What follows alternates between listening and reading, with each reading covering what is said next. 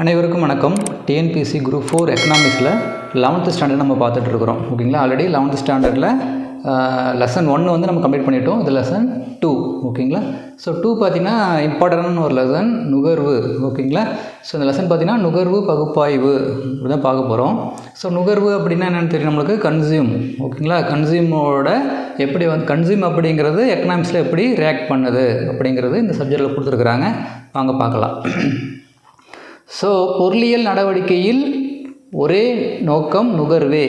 ஓகேவா, ஸோ பொருளியல் நடவடிக்கையின் ஒரு நோக்கம் என்னது, ஒரே நோக்கம் வந்து நுகர்வு அப்படின்னு சொன்னவர் யார், ஜேஎம் கெய்ன்ஸ் அப்படிங்கிற சொல்லியிருக்காரு. ஓகேங்களா, ஸோ அது எக்ஸாம் டிஎன்பிஎஸ்சி எக்ஸாமில் அந்த கூற்று ஓகே அப்படின்னு சொல்லி கேட்பாங்க.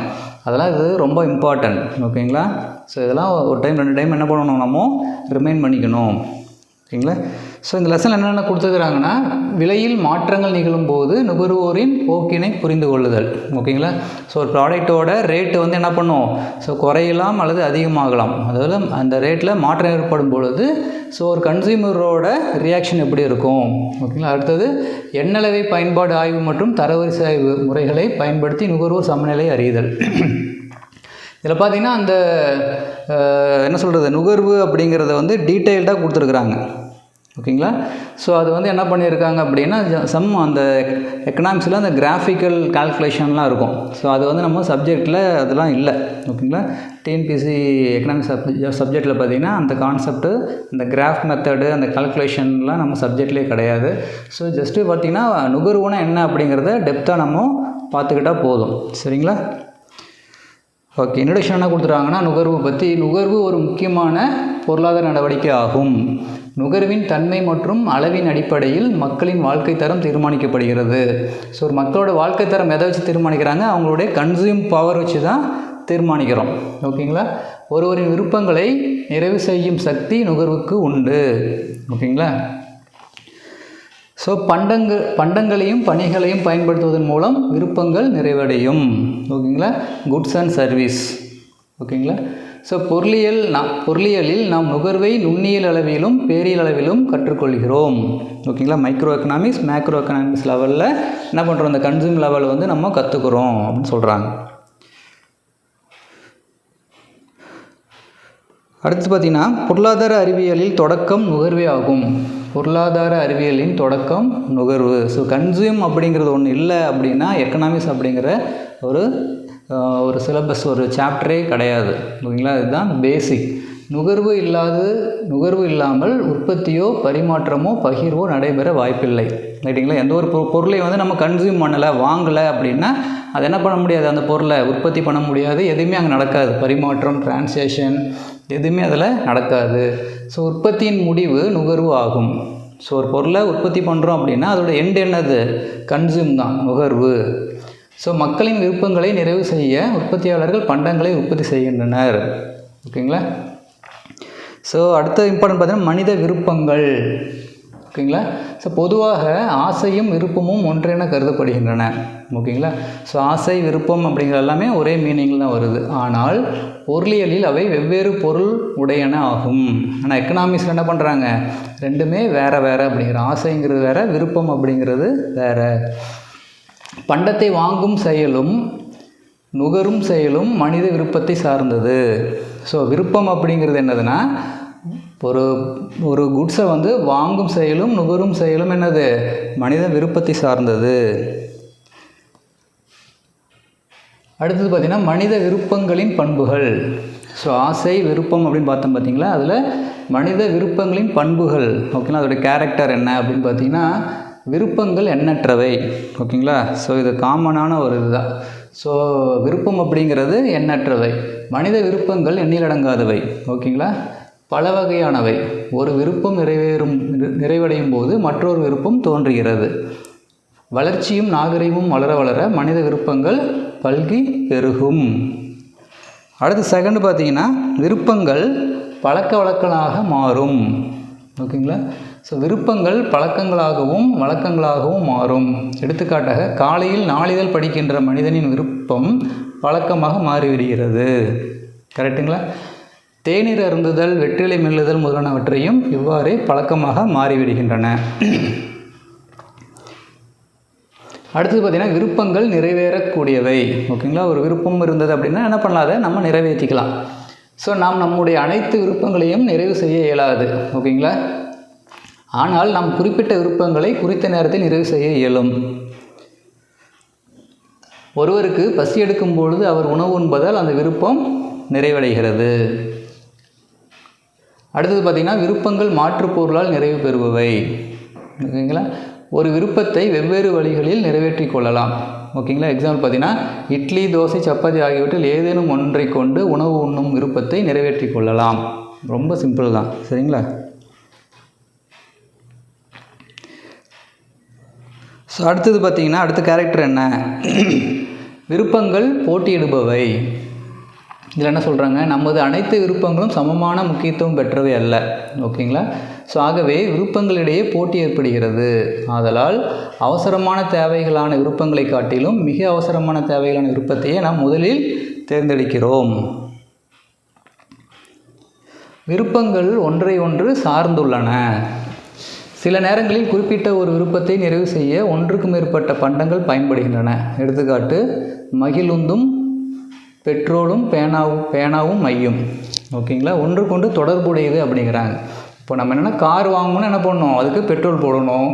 ஸோ பெண்ணு வாங்கினா என்ன பண்ணணும், அதுக்கு இங்கு தேவைப்படும். ஓகேங்களா, ஸோ விருப்பங்கள் மீள தோன்றுபவை அப்படின்னா என்னென்னா சில விருப்பங்கள் மீண்டும் மீண்டும் தோன்றக்கூடியவை. அதான் கொடுத்துருக்காங்க, விருப்பங்கள் மீண்டும் மீண்டும் தோன்றக்கூடியது. நமக்கு பசி எடுக்கும் பொழுது உணவு உண்டால் விருப்பம் நிறைவேறுகிறது. ஆனால் சில மணி நேரங்களில் நமக்கு மீண்டும் பசி எடுக்கிறது, மீண்டும் உணவு உண்ணும் விருப்பம் தோன்றுகிறது. ஓகேங்களா, அதனால் என்ன பண்ணுறாங்க, விருப்பங்கள் மீண்டும் மீண்டும் நம்மளுக்கு தோன்றும் அப்படின்னு சொல்கிறோம். அடுத்தது பார்த்தீங்கன்னா இம்பார்ட்டன்ட் பண்டங்களின் வகைகள், குட்ஸ், டைப்ஸ் ஆஃப் குட்ஸ். பண்டங்கள் பொதுவாக 3 பிரிவுகளாக வகைப்படுத்தப்படுகின்றன. ஓகேங்களா, என்னென்ன, இன்றியமையாத பண்டங்கள், வசதி பண்டங்கள், ஆடம்பர பண்டங்கள். ஸோ பண்டம்னா என்ன, குட்ஸ். ஓகேங்களா, ஸோ அது இன்றியமையாத பண்டங்கள் அப்படின்னு சொல்லி பிரிச்சிருக்காங்க. வசதி பண்டங்கள், அடுத்தது ஆடம்பர பண்டங்கள்.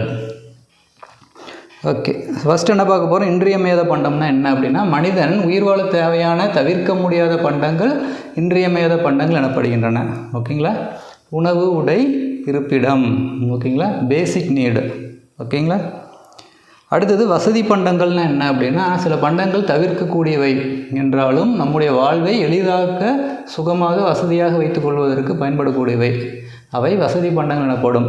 ஓகேங்களா, என்னென்ன, தொலைக்காட்சி பெட்டி, மின்விசிறி, குளிர்சாதன பெட்டி, குளிரூட்டி முதலியவை.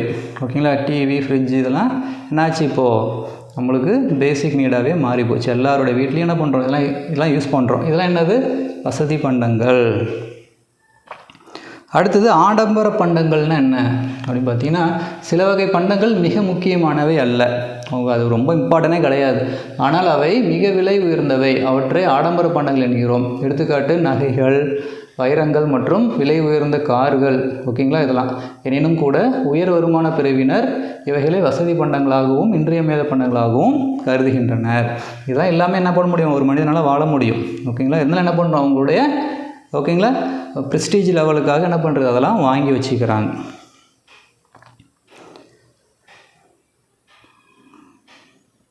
அடுத்தது பார்த்திங்கன்னா எண்ணளவை பயன்பாட்டு ஆய்வு. ஸோ இதுதான் இந்த எக்கனாமிக்ஸ் அப்படிங்கிறது. இதை என்ன சொல்கிறாங்க, ஒரு ஆய்வு, ஒரு கிராஃபு, அதை யூஸ் பண்ணி என்ன பண்ணுறது, அதை சால்வ் பண்ணுறது. ஓகேங்களா, அதில் என்ன சொல்கிறாங்க, எண்ணளவை பயன்பாட்டு ஆய்வுன்னு சொல்கிறாங்க. ஸோ குறைத்து செல் இறுதிநிலை பயன்பாட்டு விதி அப்படின்னு இருக்குது. ஓகேங்களா, ஸோ ஆஸ்திரிய பொருளியல் வல்லுநரான H.H. ஹாசன் என்பவர் இவ்விதியை 1854 பொருளியலில் முதலாக உருவாக்கினார். குறைந்து செல் இறுதிநிலை பயன்பாட்டு விதி. ஓகேங்களா, ஸோ ஆஸ்திரேலியா பொருளியல் வல்லுநர் H.H. ஹாசன் 1854 இதை என்ன பண்ணுறாரு, இன்ட்ரடியூஸ் பண்ணுறாரு. ஸோ விதியை ஹாசனின் முதல் நுகர்வு விதி என்று அழைத்தனர். ஓகேங்களா, ஆனால் மார்ஷல் விதியை புகழடை செய்தார். இவர் இன்ட்ரடியூஸ் பண்ணார், ஆனால் என்ன பண்ணுறாரு, மார்ஷல் தான் இதை என்ன பண்ணுறாரு, ஃபேமஸ் ஆக்குறார். ஆனால் மார்ஷல் விதியை புகழடை செய்தார். ஏனெனில் விதியை எண்ணளவு ஆய்வின் அடிப்படையில் சரியாக முறைப்படுத்தினார். இவ்விதி விருப்பங்கள் நிறைவேறக்கூடியவை எனும் மனித விருப்பங்களின் பண்பை அடிப்படையாக கொண்டது. ஸோ இந்த விதினா என்ன அப்படின்னு பார்க்க போகிறோம். ஸோ ஒருவரிடம் உள்ள ஒரு பண்டத்தின் இருப்பு கூடுகின்ற பொழுது ஒவ்வொரு கூடுதல் அலைகளிலிருந்தும் கிடைக்கும் பயன்பாடு குறைகிறது என்று மார்ஷல் விதியை வரையறை செய்கிறார். ஓகேங்களா? ஓகே. ஸோ அடுத்தது ஊகங்கள், இமேஜினேஷன். ஓகே, பயன்பாடு எண்ணளவையில் அளவிடப்பட வேண்டும். 1 2 3 அப்படின்ட்டு. பணத்தின் இறுதிநிலை பயன்பாடு மாறாது இருக்க வேண்டும். நுகர்வோர் பகுத்தறிவாளராக இருக்க வேண்டும். மேலும் குறைந்த செலவில் அதிக மண்ணறிவு பெரும் குறிக்கோள் உடையவராக இருக்க வேண்டும். ஸோ நுகரப்படும் பண்ட அளவு ஒரே சீரானதாக இருக்க வேண்டும். நுகரப்படும் பண்டத்தின் எல்லா அளவுகளும் ஒத்த தன்மை கொண்டதாக இருக்கும். அதாவது இது வந்து என்ன சொல்கிறது, அந்த ரேஷியோ. ஓகேங்களா? ஒரு நம்ம வந்து ஒரு ப்ராஜெக்ட் பண்ணுறோன்னு வச்சுக்கோங்களேன். இப்போது மக்கள் தொகை கணக்கெடுப்பு அப்படின்னா என்ன சொல்லுவாங்க, ஒரு குறிப்பிட்ட மக்கள் தொகையிலேருந்து ஆண் எவ்வளவு, பெண் எவ்வளவு, அவங்களுடைய கல்வி விகிதம் எவ்வளவு, அந்த மாதிரிலாம் கணக்கெடுப்பு எடுக்கிறாங்களே, அதனுடைய கால்குலேஷன் மெத்தட் தான் இதை கொடுத்துருக்குறாங்க. ஓகேவா? ஸோ இது வந்து நம்ம சப்ஜெக்டில் இல்லை. சரிங்களா? ஸோ பேசிக்காக என்ன பார்த்தோம் நம்ம இப்போது, நுகர்வு அப்படின்னா என்னென்னு பார்த்துருக்குறோம். ஸோ இதில் பார்த்தீங்கன்னா இம்பார்ட்டண்டான என்னென்ன இருக்குது அதை வந்து நம்ம கவர் பண்ணலாம்.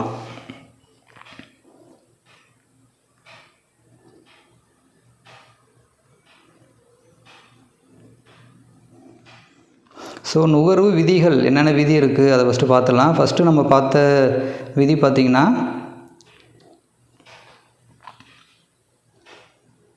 ஸோ ஃபஸ்ட்டு நுகர்வு விதி அப்படிங்கிறது குறைந்து செல் இறுதிநிலை பயன்பாட்டு விதி. குறைந்து செல் இறுதிநிலை பயன்பாட்டு விதி. ஸோ செகண்ட் ஒன்று பார்த்திங்கன்னா சம இறுதிநிலை பயன்பாட்டு விதி. ஓகேங்களா? இதெல்லாம் நுகர்வு விதிகள். இதை பேஸ் பண்ணி தான் என்ன பண்ணுறாங்க, இந்த எக்கனாமிக்ஸில் அந்த கால்குலேஷன்லாம் கொண்டு வராங்க. அடுத்தது மூணாவது பாருங்கள், இந்த மாதிரி தான். ஸோ டேபிள் போட்டிருக்கேன் பார்த்தீங்களா? ஸோ மொத்த பயன்பாடு, இறுதி பயன்பாடு இல்லை, இதை வச்சு தான் என்ன பண்ணுறாங்க, ஒரு பொருளை எவ்வளோ கன்சியூம் பண்ணுறாங்க, கன்சியூம் பவர் எப்படி இருக்குது ஒரு நாட்டில், ஒரு மக்களில், ஒரு குறிப்பிட்ட இடத்துல அப்படின்னு கால்குலேட் பண்ணுறது.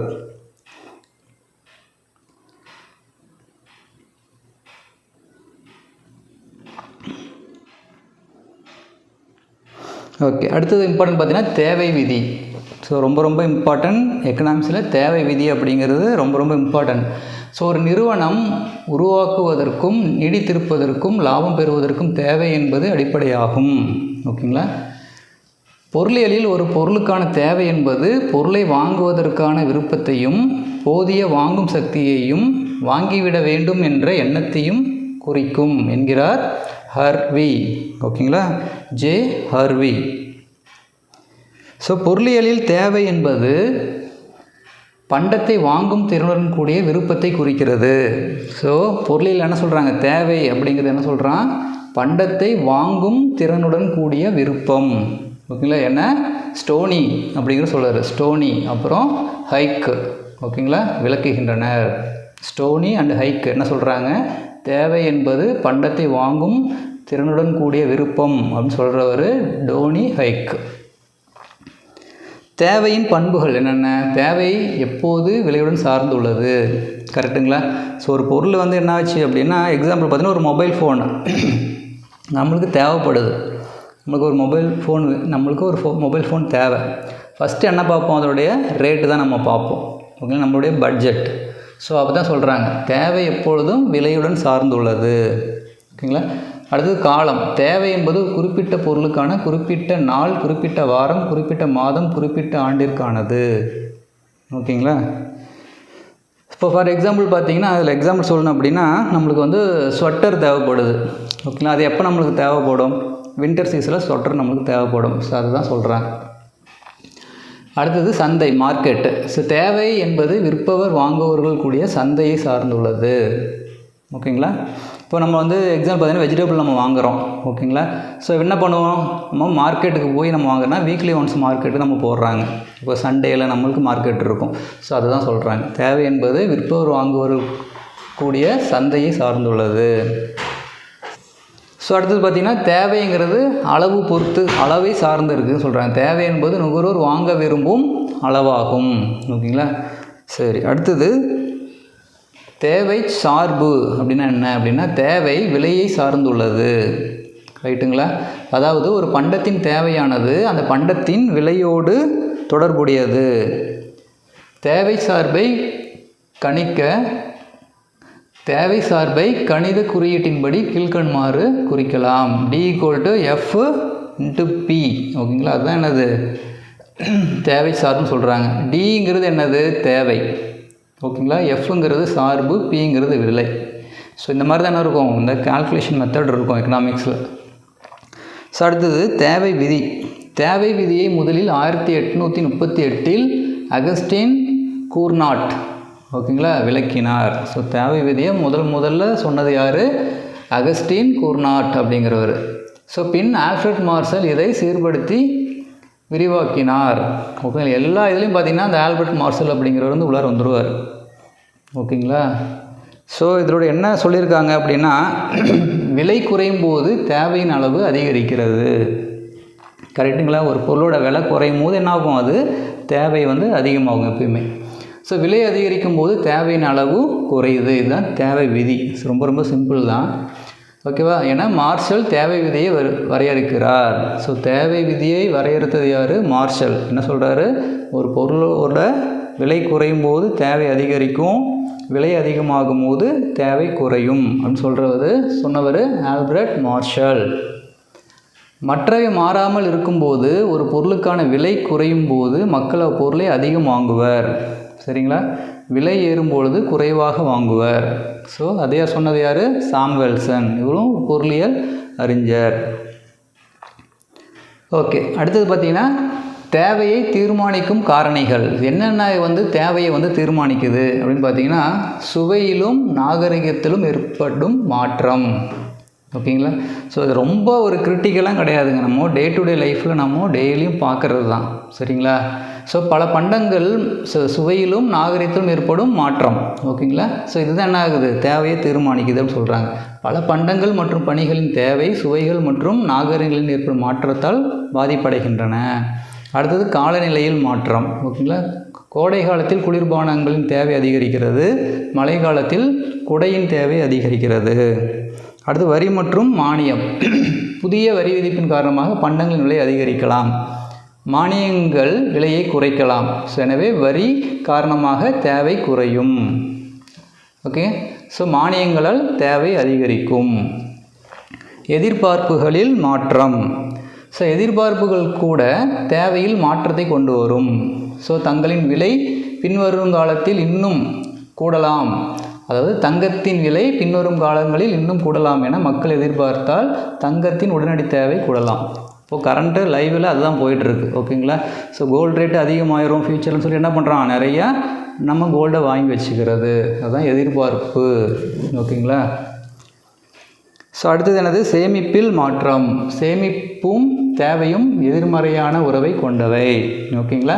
ஸோ நம்ம எதுவுமே என்னக்கூடாது, எக்ஸ்பென்ஸ் பண்ணக்கூடாது, நம்ம சேவ் பண்ணி வைக்கணும். அப்படிங்கும் போது என்ன ஆகும், நம்ம எதுவுமே வாங்க மாட்டோம்.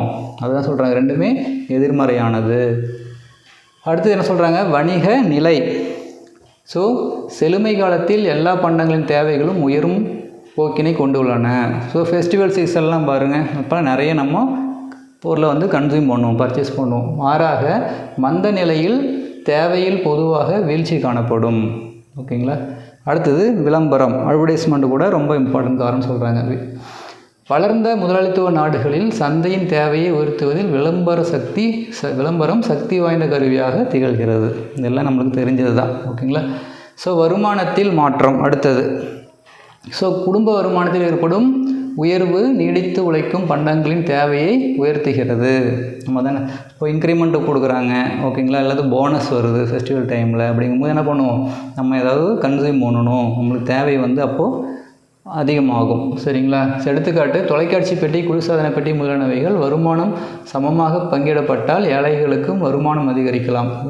எவ்வாறு நிகழ்ந்தால் நுகர்வின் அளவு அதிகரிக்கும். அடுத்தது இம்பார்ட்டன்ட் பார்த்தீங்கன்னா மக்கள் தொகை மாற்றம். ஓகேங்களா. ஸோ மற்றவை மாறாது இருக்கும் பொழுது பண்டங்களின் தேவை மக்கள் தொகை அளவினை பொறுத்து அமைகிறது. மக்கள் தொகையில் உயர்வு பண்டங்களின் தேவையை உயர்த்துகிறது. ஓகேங்களா. ஸோ பாப்புலேஷன் இன்க்ரீஸ் ஆகும்போது என்னாகும், ஒரு பொருளோட தேவைங்கிறது அதிகமாகும். ஸோ மக்கள் தொகையின் குறைவு தேவையை குறைக்கிறது. ஸோ வளர்ந்த நாடுகளில் மக்கள் தொகை குறைவாக இருந்தாலும் அவர்களின் வருமானம் உயர்வாக இருப்பதால் தேவையும் அதிகமாக இருக்கிறது. ஓகேங்களா.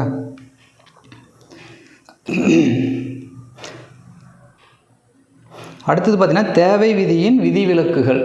ஸோ கொஞ்சம் விதிவிலக்கும் அதில் இருக்குது. என்னன்னு பார்த்தீங்கன்னா, பொதுவாக தேவை வளைகோடு இடமிருந்து வளமாக கீழ்நோக்கி சரியும். ஓகேங்களா. ஸோ இதெல்லாம் கிராஃப் பேஸ்டு. ஓகேங்களா. இது ஜஸ்ட் என்னென்னு மட்டும் பார்த்துக்கலாம். ஆனால் ஸோ தேவை விதியில் என்ன பார்த்தீங்கன்னா, வளைகோடுங்கிறது இடமிருந்து வளமாக கீழ்நோக்கி சரியும் சொல்கிறாங்க. ஓகேங்களா. ஸோ லெஃப்டில் இருந்து என்ன சொல்கிறாங்க, ரைட் சைடில் போகும். ஆனால் சில விதிவிலக்கு தேவை கோடுகள் இந்த விதிக்கு கட்டுப்படாமல் மாறி செயல்படும். குறிப்பிட்ட சில பண்டங்களின் விலை குறைவு தேவை சுருக்கத்தையும் விலை உயர்வு தேவை விரிவையும் ஏற்படுத்தும். ஓகேங்களா. ஸோ இதுவுமே நம்மளுக்கு நடக்கும் மார்க்கெட்டில். ஓகேங்களா.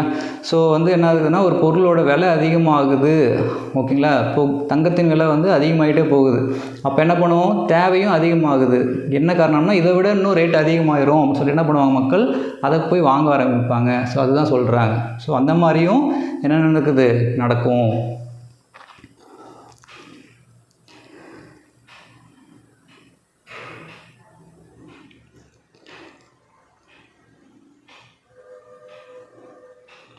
அடுத்தது பார்த்திங்கன்னா, ஜஸ்ட்டு இது என்னன்னு பார்த்துக்கலாம் ஒரு லைனில். ஸோ தேவை விதியின் விதிவிலக்கிற்கான காரணங்கள். ஸோ அந்த விதிவிலக்கு வருது பார்த்தீங்களா.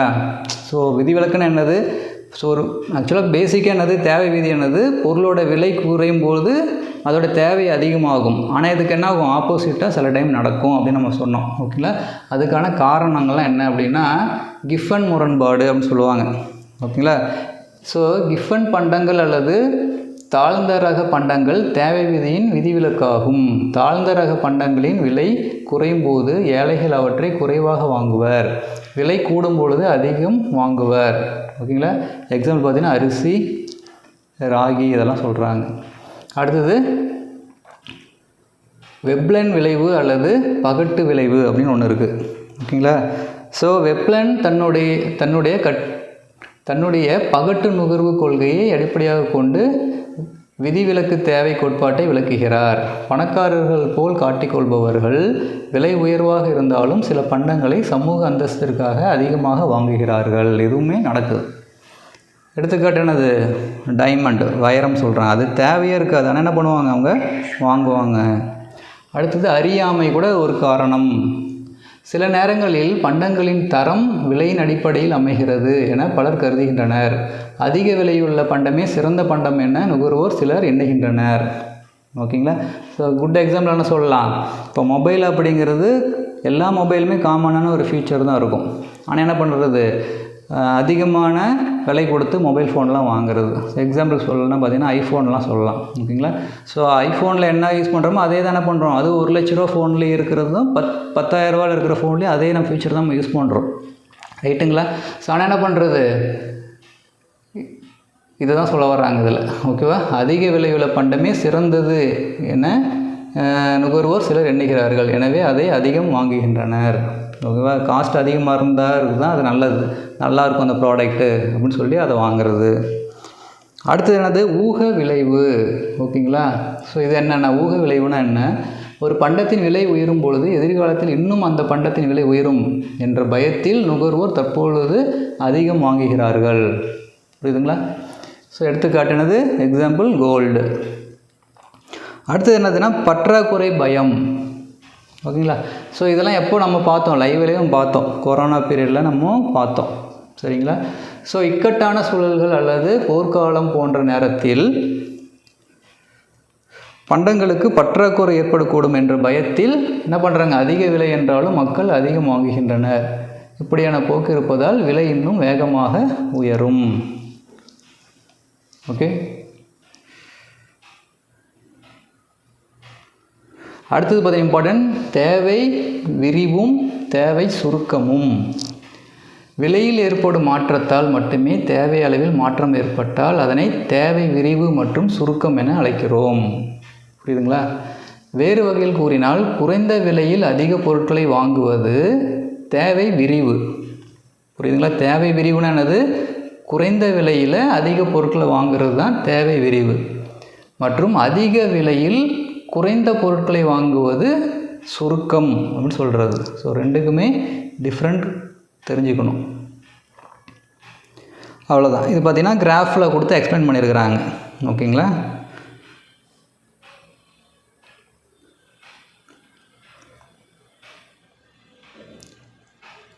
அடுத்து பார்த்திங்கன்னா தேவை நெகிழ்ச்சி அப்படின்னா என்னென்னு பார்த்துக்கலாம். விலையில் ஏற்பட்ட மாற்றத்தால் தேவையில் ஏற்படும் மாற்றத்தை தேவை விதி விளக்குகிறது. விலையில் ஏற்படும் மாற்றம் எந்த அளவு தேவையில் மாற்றத்தை கொணர்கிறது என்பதை தேவை நெகிழ்ச்சி காட்டுகிறது. தேவை நெகிழ்ச்சி என்ற கருத்துருவின் மூலம் குறிப்பிட்ட விலை மாற்றத்திற்கு தேவை அளவில் ஏற்படும் பதில் மாற்ற விகிதம் விளக்குகிறது என ஸ்டோனியர், ஓகேங்களா, ஸ்டோனியரும் ஹெக்கும், ஸ்டோனியர் ஹெக் அப்படிங்கிறவங்க சொல்கிறாங்க. என்ன சொல்கிறாங்க? தேவை நெகிழ்ச்சி என்ற கருத்துருவின் மூலம் குறிப்பிட்ட விலை மாற்றத்திற்கு தேவை அளவில் ஏற்படும் பதில் மாற்ற விகிதம் விளக்கப்படுகிறது அப்படின்னு சொன்னவர் யார்? ஸ்டோனி, அப்புறம் ஹெக். அடுத்தது பார்த்திங்கன்னா நெகிழ்ச்சி உள்ள தேவை அல்லது மிகை நெகிழ்ச்சி உள்ள தேவை அப்படின்னா என்ன?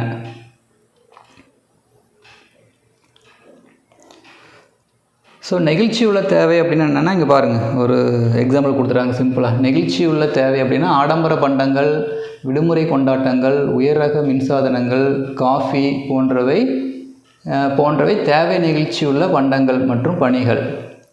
ஓகேங்களா? இன்னொன்று பார்த்தீங்கன்னா நெகிழ்ச்சியற்ற தேவை அப்படின்னு என்னென்னு பார்த்தீங்கன்னா உணவுகள், மருந்து பொருட்கள் போன்றவை நெகிழ்ச்சியற்றவை ஆகும். விலையில் மாற்றம் ஏற்படும் பொழுது இப்பண்டங்களின் தேவையில் மாற்றம் மிகச்சிறிய அளவில் தான் இருக்கும். ஓகேங்களா? இதுதான் எக்ஸ்பிளைன் பண்ணிக்கிறாங்க. சிறிய விலை குறைவினால் ஒரு பண்டத்தின் தேவை மிக அதிக அளவில் உயர்வதும், சிறிய விலை உயர்வினால் மிக அதிக அளவில் தேவை குறைவதும் நெகிழ்ச்சியுள்ள தேவை அல்லது மிக நெகிழ்ச்சியுள்ள தேவை என அழைக்கப்படுகிறது. ஓகேங்களா? அடுத்து பார்த்திங்கன்னா வருமான தேவை நெகிழ்ச்சி. ஓகே. அடுத்து பார்த்திங்கன்னா குறுக்கு தேவை நிகழ்ச்சி, விளம்பர தேவை நிகழ்ச்சி, அதெல்லாம் நிகழ்ச்சியில் இருக்குது.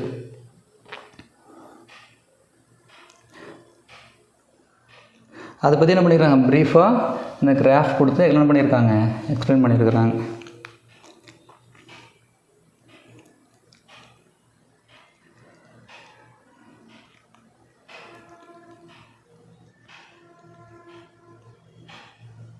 அடுத்து பார்த்திங்கன்னா நம்மளுக்கு இம்பார்ட்டன்ட் வந்து தேவை நிகழ்ச்சியின் முக்கியத்துவம் என்ன? தேவை நிகழ்ச்சி என்ற கருத்து நடைமுறையில் மிகவும் முக்கியத்துவம் வாய்ந்ததாக உள்ளது. ஓகேங்களா? அது என்னென்னு பார்த்தீங்கன்னா விலை தீர்மானம். இதுதான் விலையை தீர்மானிக்குது.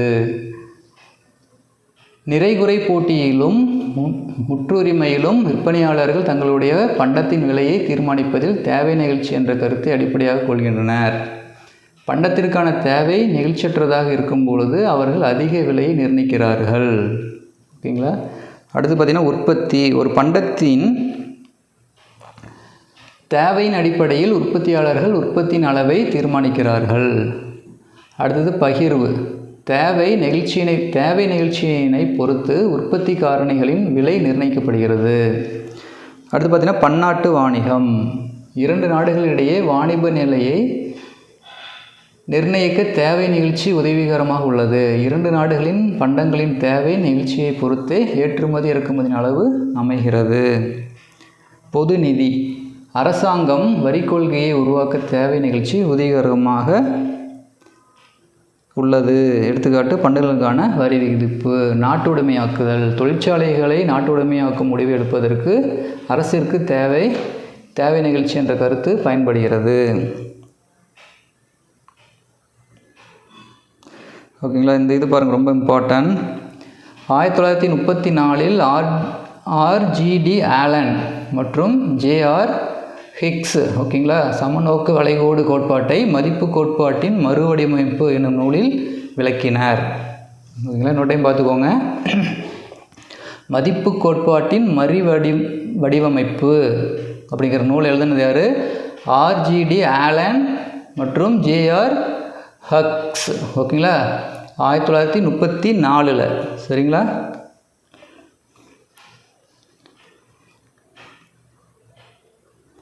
அப்புறம் எல்லாம் பார்த்திங்கன்னா வரைபடம் தான் கொடுத்துருக்குறாங்க.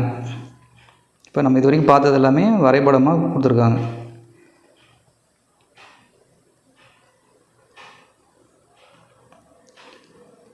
ஓகே, ஸோ அதோட முடிஞ்சுது. ஸோ அதில் இருக்கிற இம்பார்ட்டன்ஸான இதெல்லாம் என்ன பண்ணியிருக்கோம், இது வந்து ஆல்ரெடி நம்ம பார்த்தது தான். ஓகேங்களா, ஸோ கன்சியூம். ஓகேங்களா, அது வந்து ஆல்ரெடி நம்ம பார்த்துருக்குறோம். இதிலேருந்து கொஞ்சம் ப்ரீஃபான ஒரு டீட்டெயிலும் நம்ம பார்த்துருக்கோம் அதில். ஸோ செகண்ட் லெசன் முடிஞ்சது. அடுத்தது பார்த்திங்கன்னா தேர்ட் லெசன். தேர்டும் பார்த்திங்கன்னா ஆல்ரெடி நம்ம பார்த்தது தான், உற்பத்தி அப்படின்னு நம்ம பார்த்துருப்போம். ஸோ 6th-லேருந்து 10th முடியும் பார்த்தோம் பார்த்திங்களா. அதில் உற்பத்தி அப்படிங்கிறது பேசிக்காக பார்த்தோம். இதில் இருக்கிற கொஞ்சம் அடிஷ்னலான இன்ஃபர்மேஷனும் நம்ம பார்த்துக்கலாம். ஓகேங்களா, உற்பத்தி என்பது பரிமாற்றத்தின் மூலம் மற்ற மனிதர்களின் விருப்பத்தை நிறைவு செய்யும் செயல்பாடாகும். யார் சொல்லியிருக்கா? ஜேஆர் ஹிக்ஸ் சொல்லியிருக்கிறார். இவங்களாம் யார்? பொருளியல் அறிஞர்கள், எக்கனாமிஸ்ட் அவங்களாம். உற்பத்தி என்பது பரிமாற்றத்தின் மூலம் மற்ற மனிதர்களின் விருப்பத்தை நிறைவு செய்யும் செயல்பாடு, அதுதான் உற்பத்தின்னு சொல்கிறார். ஓகேங்களா, ஸோ உற்பத்தி அப்படிங்கிறது என்னது? ப்ரொடக்ஷன், மேனுஃபேக்சரிங் அப்படின்னு சொல்லலாம் இங்கிலீஷில். ஓகேங்களா, அப்படின்னா என்ன அப்படின்னா, சரி இதில் என்னென்ன பார்க்க போகிற இந்த லெசன்லனா, பல்வேறு உற்பத்தி காரணிகளின் வகைகளையும் மற்றும் அவற்றின் சிறப்பியல்புகளையும் அறிந்து கொள்ளுதல். உற்பத்தி காரணிகள்லாம் என்ன? ஸோ குறுகிய நீண்டகால உற்பத்தி, அளிப்பு கருத்தினை அறிந்து கொள்ளுதல். ஸோ இதெல்லாம் இதில் நம்ம பார்க்க போகிறோம். First introduction. உற்பத்தினா என்னன்னு பார்த்தீங்கன்னா, உற்பத்தி என்பது பல்வேறு வகையான இடுபொருள்களை பயன்படுத்தி இறுதி பொருட்களை உற்பத்தி செய்வது நுகர்வுக்காக வழங்குதல் ஆகும். ஓகேங்களா, ஸோ இடுபொருளாக என்னது? Raw material. ஸோ பேசிக்காக என்னது? ஒரு மேனுஃபேக்சரிங் அல்லது ப்ரொடக்ஷன் பண்ணுறது அப்படின்னா, ஒரு ரா மெட்டீரியல் என்ன பண்ணுறது? ஃபினிஷ்டு குட்ஸாக மாற்றி அதை என்ன பண்ணுறது? கன்சியூமருக்கு கொடுக்கறது தான் உற்பத்தி அப்படின்னு சொல்கிறாங்க. ஸோ உற்பத்தி என்பது பொருளாதார நலத்தை உருவாக்குவதாகும். தேவைகள் உற்பத்தியின் மூலம் நிறைவேற்றப்படுகின்றன. உற்பத்தி என்பது நிலம், உழைப்பு, மூலதனம், அமைப்பு என்ற 4 உற்பத்தி காரணிகளின் ஒத்துழைப்பால் உருவாவது ஆகும். ஸோ உற்பத்திங்கிறது என்னது? இந்த 4 தான் பேசிக். என்னென்ன? நிலம், உழைப்பு, மூலதனம், அமைப்பு. ஓகேங்களா, ஸோ பொருளியலில் உற்பத்தி என்பது புதிதாக உருவாக்குதல் அல்லது மதிப்பை கூட்டுதல் ஆகும். சுருக்கமாக உற்பத்தி என்பது உள்ளீடுகளை வெளியீடுகளாக மாற்றுவது. ஓகேங்களா, ரா மெட்டீரியல் என்ன பண்ணுறோம்? இன்புட்டாக கொடுக்குறோம். அது ஃபினிஷ்டு குட்ஸாக என்ன ஆகுது? அவுட்புட்டாக மாற்றுறது. அதுதான் உற்பத்தி அப்படின்னு சொல்கிறோம். ஓகே, உற்பத்தி என்பது பல்வேறு நிலைகளை கொண்டது. உற்பத்தியின் அளவு உற்பத்தி செலவினை தீர்மானிக்கிறது. ஓகேங்களா, எவ்வளோ நம்ம ப்ரொடக்ஷன் பண்ண போகிறோமோ அதை எதை பேஸ் பண்ணியிருக்கோம்? அதுக்கு உண்டான எக்ஸ்பென்ஸை பொறுத்து தான் நம்ம என்ன பண்ணுவோம்? ப்ரொடக்ஷன் நம்ம பண்ணுவோம். பேரளவு உற்பத்தி இருக்கும் பொழுது உற்பத்திக்கான சராசரி செலவு குறையும். கம்மியாக என்ன பண்ணுறோம்? நம்ம ப்ரொடக்ஷன் பண்ணும்போது அதோடைய ப்ரொடக்ஷன் காஸ்ட்டு கம்மியாக தான் ஆகும். இதன் காரணமாகவே தொழில் முனைவோர் அவர்களின் உற்பத்தி பொருட்களை அதிகரிக்க ஆர்வம் காட்டுகிறார்கள். இதன் மூலமாக பொருளாதார நன்மைகளை பெறுவார்கள். மேலும் அங்காடியில் பொருட்களின் அளிப்பு அதிகமாகி பொருட்கள் குறைவான விலையில் கிடைப்பதற்கு வாய்ப்பு உண்டு. ஸோ ப்ரொடக்ஷன் நிறையா பண்ணால் என்ன பண்ண முடியும்? அது ஒரு பொருளோட விலை வந்து குறையும். ரைட்டுங்களா? ஸோ எக்ஸாம்பிள் பார்த்தீங்கன்னா, இப்போது வெங்காயம் விலையெல்லாம் பார்த்தீங்கன்னா திடீர்னு வந்து 200 ரூபா 300 ரூபா அப்படின்னு இன்க்ரீஸ் ஆகும். ஸோ அப்போ என்ன ஆகுது அப்படின்னா, அதோட ப்ரொடக்ஷன் கம்மியாக இருக்கும் போது என்ன ஆகுது? அதோடைய விலை வந்து அதிகமாகுது. அதே பார்த்தீங்கன்னா சில சீசனில் என்ன ஆயிரும்? அதே வெங்காயம் விலை 10 ரூபா 20 ரூபாய்க்கு அப்படின்னு வந்துடும். அப்போ என்னென்னா அதோடைய ப்ரொடக்ஷன் உற்பத்தி வந்து அதிகமாக இருக்குது அப்படின்னு அர்த்தம். ஓகேங்களா, ஓகே. அடுத்தது நம்ம பார்க்க போகிறது உற்பத்தி காரணிகளின் இயல்புகள் என்ன. ஸோ உற்பத்தி காரணிகள் என்பன பண்டங்களை உற்பத்தி செய்ய பயன்படும் வளங்கள் ஆகும். அதுதான் உற்பத்தி காரணி. ஓகேங்களா, இவை 4 வகைப்படும். என்னென்னு ஆல்ரெடி பார்த்ததா? நிலம், உழைப்பு, மூலதனம், அமைப்பு அல்லது தொழில் முனைதல். ஓகேங்களா, இங்கு நிலம் என்பது இயற்கை வளமாகும். அதாவது மனிதனால் உருவாக்கப்படாத இயற்கை கொடைகளான மண், கனிம வளங்கள், கடல்கள், ஆறுகள், இயற்கை காடுகள், மீன் வளர்ப்பு, இதெல்லாமே இன்னும் நிறையா இருக்குது. இதெல்லாம் என்னது? நேச்சுரலாக கிடைக்கக்கூடியது. உழைப்பு என்பது மனித வளம். நிலமும் உழைப்பும் முதன்மை உற்பத்தி காரணிகளாகும். ஸோ முதன்மை உற்பத்தி காரணி அப்படிங்கிறது என்னதுன்னா நிலமும் உழைப்பு தான் முதன்மை உற்பத்தி காரணி. இந்த இரு காரணிகளும் நுகர்விற்காக சில பொருட்களை உற்பத்தி செய்ய பயன்படுத்தப்படுகின்றன. ஓகேங்களா?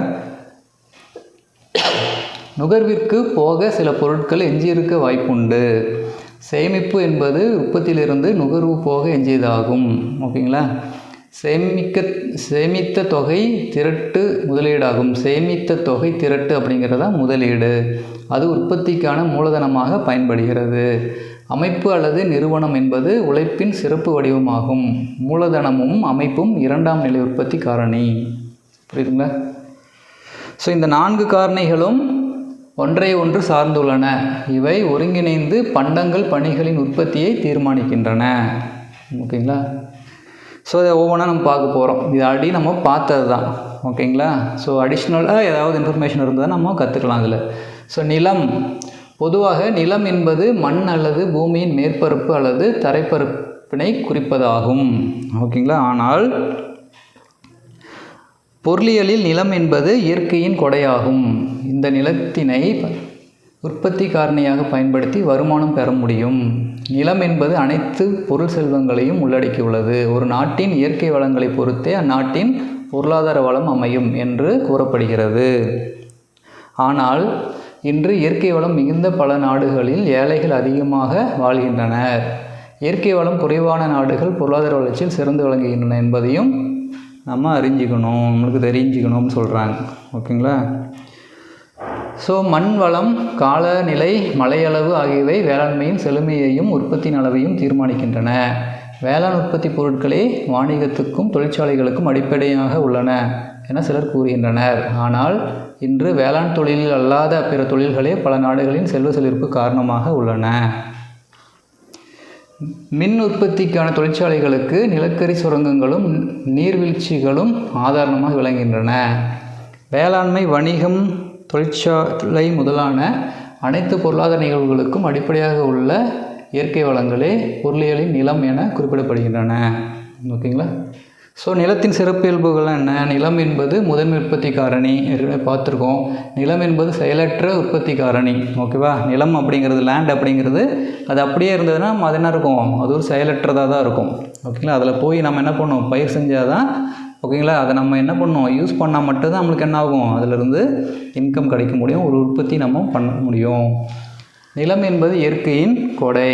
நிலத்திற்கு உற்பத்தி செலவு இல்லை. நிலத்தை நம்ம என்ன பண்ண தேவையில்லை? உற்பத்தி பண்ண தேவையில்லை. அது வந்து நேச்சர். நிலத்தின் அழிப்பு மாறாதது, நெகிழ்ச்சியற்றது. நிலம் நிலையானது, அழிவற்றது. நிலம் என்பது அசைவற்றது, இடமாற்றம் செய்ய முடியாது. நிலம் என்பது அதன் செழுமையினை பொறுத்து பல வகைப்படும். ஓகேங்களா? நிலம் என்பது பலவித பயன்பாடுகளை கொண்டது. நிலத்தின் பயன்பாடு குறைந்து செல்விளைவு விகித விதியை அடிப்படையாக கொண்டது. ஸோ நிலம்ங்கிறது என்னது? குறைந்து செல்விளைவு விகித விதியை அடிப்படையாக கொண்டது. சரிங்களா? அடுத்தது பார்க்க போகிறது உழைப்பு. ஓகே, நிலம் பார்த்துட்டோம். அடுத்தது உழைப்பு. உழைப்பு என்பது செயல் உற்பத்தி காரணியாகும்.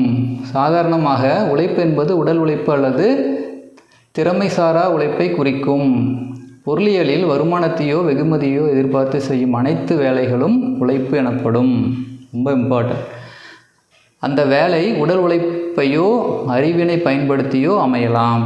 ஓகேங்களா? எடுத்துக்காட்டாக விவசாயி, சமையல்காரர்கள், கைவண்டி எழுப்பவர், கொத்தனார்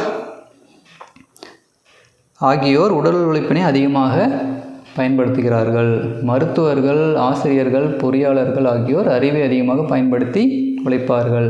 உடல் உறுப்புகளை குறைவாக பயன்படுத்துவார்கள். சுருக்கமாக பொருளியலில் உழைப்பு என்பது வருமானத்தை பெறுவதற்காக செய்யும் அனைத்து செயல்களையும் குறிப்பதாக. வருமானத்தை எதிர்பார்க்காமல் அளிக்கின்ற உழைப்பு சேவை அல்லது இலவச பணி என்று அழைக்கலாம். ஓகேங்களா? ஸோ மார்ஷல் என்ன சொல்கிறாரு? உழைப்பு என்பது உற்பத்தி காரணியான உழைப்பாளர்கள் வருமானம் ஈட்டுவதற்காக தனது உழைப்பு சக்தியை பயன்படுத்துவது தான் உழைப்புன்னு சொல்கிறார் மார்ஷல். ஸோ உழைப்பின் சிறப்பு இயல்புகள் என்ன அப்படின்னா, உழைப்பு இடம்பெயரக்கூடியது. ஓகேங்களா? ஸோ உழைப்பு என்பது செயல் உற்பத்தி காரணியாகும். உழைப்பு என்பது பல வகைப்படும். ஓகேங்களா? உடல் உழைப்பு, ஓகேங்களா, அறிவுத்திறன் சார்ந்த உழைப்பு, இதெல்லாம் 2 வகையாக பிரிச்சுருக்காங்க. உழைப்பு அழியக்கூடியது, ஓகேங்களா. இன்றைக்கி வேலை செஞ்சோம்னா இது அழிஞ்சிரும், அடுத்த நாள் தான் என்ன பண்ண முடியும், திருப்போ அது புதுசாக நம்ம உழைக்கிற மாதிரி இருக்கும். உழைப்பை உழைப்பாளிகளிடமிருந்து பிரிக்க முடியாது. உழைப்பு இடங்களுக்கிடையேயும் தொழிலாளர்களுக்கிடையும் மெதுவாக நகரக்கூடியது. உழைப்பாளர் உற்பத்திக்கு காரணமாகவும் அப்பொருளை பயன்படுத்தும் நுகர்வோராகவும் உள்ளார்கள் உழைப்பாளர்கள், ஓகேங்களா. ஸோ உழைப்பின் அலகுகள் பல வகைப்பட்டவை. உழைப்பு திறமையை பொறுத்து மாறுபடும். கூலியானது உழைப்பாளர்களின் அளிப்பையும் திறமையையும் பொறுத்து அமையும், ரைட்டா. ஸோ அதிகமாக சம்பளம் கொடுத்தோம்னா அதிகமாக வேலை செய்வாங்க, கம்மியான சம்பளம் கொடுத்தோம்னா கம்மியாக வேலை செய்வாங்க. தனி உழைப்பாளரின் பேரம் பேசும் சக்தி குறைவு, ஓகேங்களா. தற்பொழுது செலவழிக்கப்படாத உழைப்பினை எதிர்கால தலைமுறைக்கு சேமிக்க இயலாது, ஓகேங்களா. ரொம்ப சிம்பிள் தான். 3வது என்னது, மூலதனம். மூலதனம்னா என்ன, ஓகேங்களா. கேபிட்டல் அல்லது இன்வெஸ்ட்மெண்ட் அதனால் சொல்லலாம். மூலதனம் அப்படின்னா இயற்கையின் கொடை தவிர்த்த வருமானம் அளிக்கக்கூடிய பிற வகை செல்வங்களை மூலதனம் என மார்ஷல் கூறியுள்ளார், புரியுதா. போவர்க், இவர் தான் போவர்க். அவர் என்ன சொல்கிறாருன்னா, மூலதனம் என்பது உற்பத்தி செய்யப்பட்ட உற்பத்தி காரணி ஆகும். உற்பத்தி செய்யப்பட்ட உற்பத்தி காரணி அப்படிங்கிறதான் மூலதனம் சொல்கிறார். ஏற்கனவே குறிப்பிட்டபடி மூலதனம் என்பது 2ஆம் நிலை உற்பத்தி காரணி ஆகும், சரிங்களா. அடுத்து என்ன சொல்கிறாங்கன்னா, உற்பத்தியின் ஒரு பகுதி சேமிக்கப்படுகிறது, இந்த சேமிப்பே மூலதனம், ரைட்டா. எடுத்துக்காட்டுக மாம்பழம் முழுவதும் உண்ணப்படுவதில்லை, மாம்பழத்தின் விதை சேமிக்கப்பட்டு அது வருங்காலத்தில் அதிக மாம்பழங்களை உருவாக்க பயன்படுகிறது, இதுதான் மூலதனம் சொல்கிறாங்க. ஸோ மூலதனம் என்பது ஓர் இருப்பாகும். அனைத்து மூலதனங்களும் செலவாகும், ஆனால் அனைத்து செல்வங்களும் மூலதனம் ஆகாது.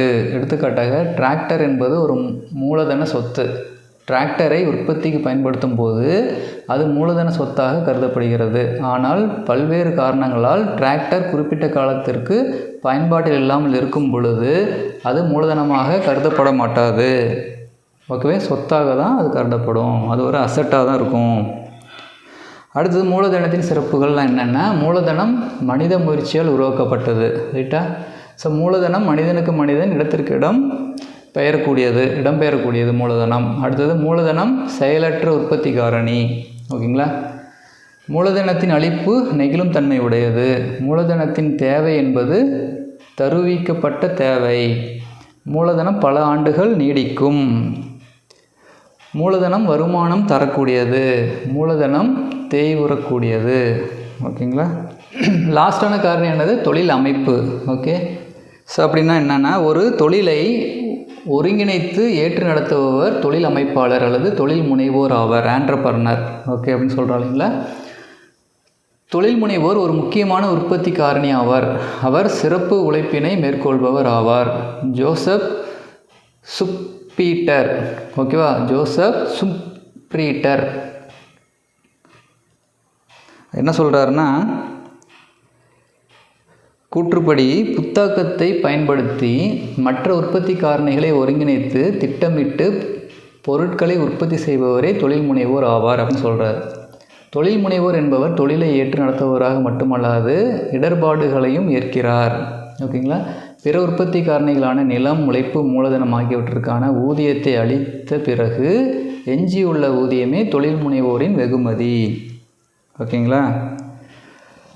ஒரு தொழில் அமைப்பை நடத்தும்போது லாபமோ நட்டமோ அல்லது லாபம் நட்டம் இல்லா நிலையோ அமையலாம். ப்ராஃபிட்டும் வரும், லாஸும் வரும், ஓகேங்களா. அல்லது லாபமும் வராது, நஷ்டமும் வராது, ஓகேங்களா. ஸோ தொழில் முனைவோரின் பணிகள் என்ன? ஸோ துவக்க பணி அவர் தான் ஸ்டார்ட் பண்ணி வைப்பார் தொழில் முனைவோர். தொழில் முனைவோர் தொழிலை தொடங்குபவர் ஆவார். தொழில் முனைவோர் தன்னிடம் உள்ள வளங்களுக்கும் சூழ்நிலைகளுக்கும் ஏற்றவாறு திட்டமிட்டு உற்பத்தியை மேற்கொள்வர் ஆவார். அடுத்தது என்ன பண்ணுறாரு, புத்தாக்க பணி பண்ணுவார். வெற்றிகரமான தொழில் முனைவோர் எப்பொழுதும் புத்தாக்கம் முனைவார். உற்பத்தி முறைகளில் புதிய தொழில்நுட்பங்களை புகுத்துவார், ஓகேங்களா. அடுத்து என்ன பண்ணுறார், அவருடைய இம்பார்ட்டன்ட் ரோல் என்ன இருக்கும், ஒருங்கிணைத்தல். தொழில் முனைவோர் சரியான உற்பத்தி காரணிகளின் கலவையை பயன்படுத்தி உற்பத்தியை மேற்கொள்வார். அடுத்தது என்ன பண்ணுறாரு, கட்டுப்படுத்துதல், வழிகாட்டுதல், மேற்பார்வையிடுதல், இந்த வேலையும் அவர் பண்ணுவார். ஓகேங்களா? ஸோ இதுதான் என்னது ரொம்ப ரொம்ப இம்பார்ட்டன்ட். அது கொஞ்சம் ப்ரீஃபாக பார்த்தோம். ஆல்ரெடி இது பார்த்தது தான் 10th ஸ்டாண்டர்ட் முடியும் நம்ம அதை பார்த்துருந்தோம். இதில் கொஞ்சம் அடிஷ்னலான இன்ஃபர்மேஷன்லாம் இருக்குது. அடுத்தது பார்த்திங்கன்னா உற்பத்தி சார்பு, இதையும் பார்த்துடலாம். பல்வகை உள்ளீடுகளின் அளவுகளுக்கும் வெளியீட்டு பொருள்களின் அளவுகளுக்கும் இடையே உள்ள தொடர்பு உற்பத்தி சார்பு ஆகும். ஸோ உள்ளீடுனா என்னது, ரா மெட்டீரியல், வெளியீடுனா என்னது, ஃபினிஷ்டு குட்ஸ். இதுக்குள்ளான தொடர்பு தான் என்ன சொல்கிறாங்க, உற்பத்தி சார்பு அப்படின்னு சொல்கிறாங்க. ஸோ இவர் யார், ஸ்டிக்லர். ஓகேவா, ஜார்ஜ் ஜே ஸ்டிக்லர் அப்படிங்கிற என்ன சொல்கிறாரு, உற்பத்தி சார்பு என்பது ஒரு குறிப்பிட்ட கால அளவின் உற்பத்தி பணிகளை மேற்கொள்ள தேவைப்படும் உள்ளீடுகளுக்கும் குறிப்பிட்ட கால அளவில் கிடைக்கும் வெளியீடுகளுக்கும் உள்ள தொடர்பு, அதுதான் உற்பத்தி காரணி அப்படின்னு சொல்கிறாரு. உற்பத்தி சார்பு அப்படின்னு சொல்கிறார். ஓகேங்களா? ஓகே, ஸோ இதுதான் இதில் இம்பார்ட்டன்ட். இதில் வேறு ஏதாவது இம்பார்ட்டன்ட் இருக்கான்னு பார்க்கலாம். ஸோ உற்பத்தி நம்ம ஆல்ரெடி பார்த்துருந்தோம். முதல் நிலை உற்பத்தி, இரண்டாம் நிலை உற்பத்தி, மூன்றாம் நிலை உற்பத்தி அப்படின்னு இருக்குது. ஓகேங்களா? ஸோ முதல் நிலை உற்பத்தி அப்படின்னு என்னது, ரா மெட்டீரியலை உற்பத்தி பண்ணுறது. ஓகேங்களா? ஸோ இரண்டாம் நிலை உற்பத்திங்கிறது ரா மெட்டீரியலாக இருக்கிறத ஃபேக்ட்ரிக்கு கொண்டு போய் அது ஃபினிஷ்டாக குட்ஸாக மாற்றுறது தான் இரண்டாம் நிலை உற்பத்தி அப்படின்னு பார்த்துருந்தோம். மூன்றாம் நிலை உற்பத்தி அப்படிங்கிறது நம்ம சர்வீஸ் செக்டர், அதான் மூன்றாம் நிலை உற்பத்தி அப்படின்னு நம்ம ஏற்கனவே நம்ம படிச்சிருக்கோம் அதை. ஓகேங்களா? அதே தான் இதுலேயும் கொடுத்துருக்குறாங்க. ஓகேங்களா?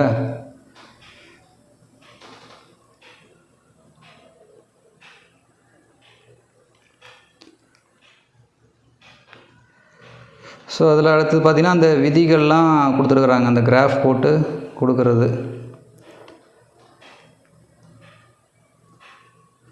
அடுத்தது பார்த்திங்கன்னா ஒரு இம்பார்ட்டண்டான ஒரு கான்செப்ட் இருக்குது பாருங்கள், பொருளாதார சிக்கனங்கள். ஓகேவா, எக்கனாமிக்ஸ் ஆஃப் ஸ்கேல். ஸோ பொருளாதார சிக்கனம் என்பது உற்பத்தி காரணிகளை பயன்படுத்தும் விகிதம் அதிகரிக்கப்படுவதால் வரும் நன்மையாகும்.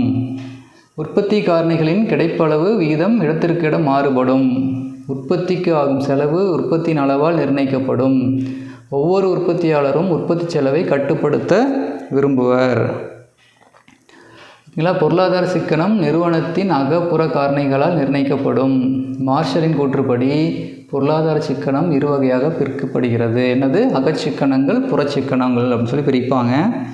ஸோ அகச்சிக்கனம் புறச்சிக்கனம்னா என்ன, இங்கே பாருங்கள் இதில் கொடுத்துருக்காங்க. ஸோ அகச்சிக்கனங்கள்னால் என்னென்னா நிறுவனத்தின் விரிவாக்கத்தால் தோன்றும் அகச்சிக்கனம். ஓகேவா. புறச்சிக்கனங்கிறது தொழிற்சாலையின் விரிவாக்கத்தால் ஏற்படுவது.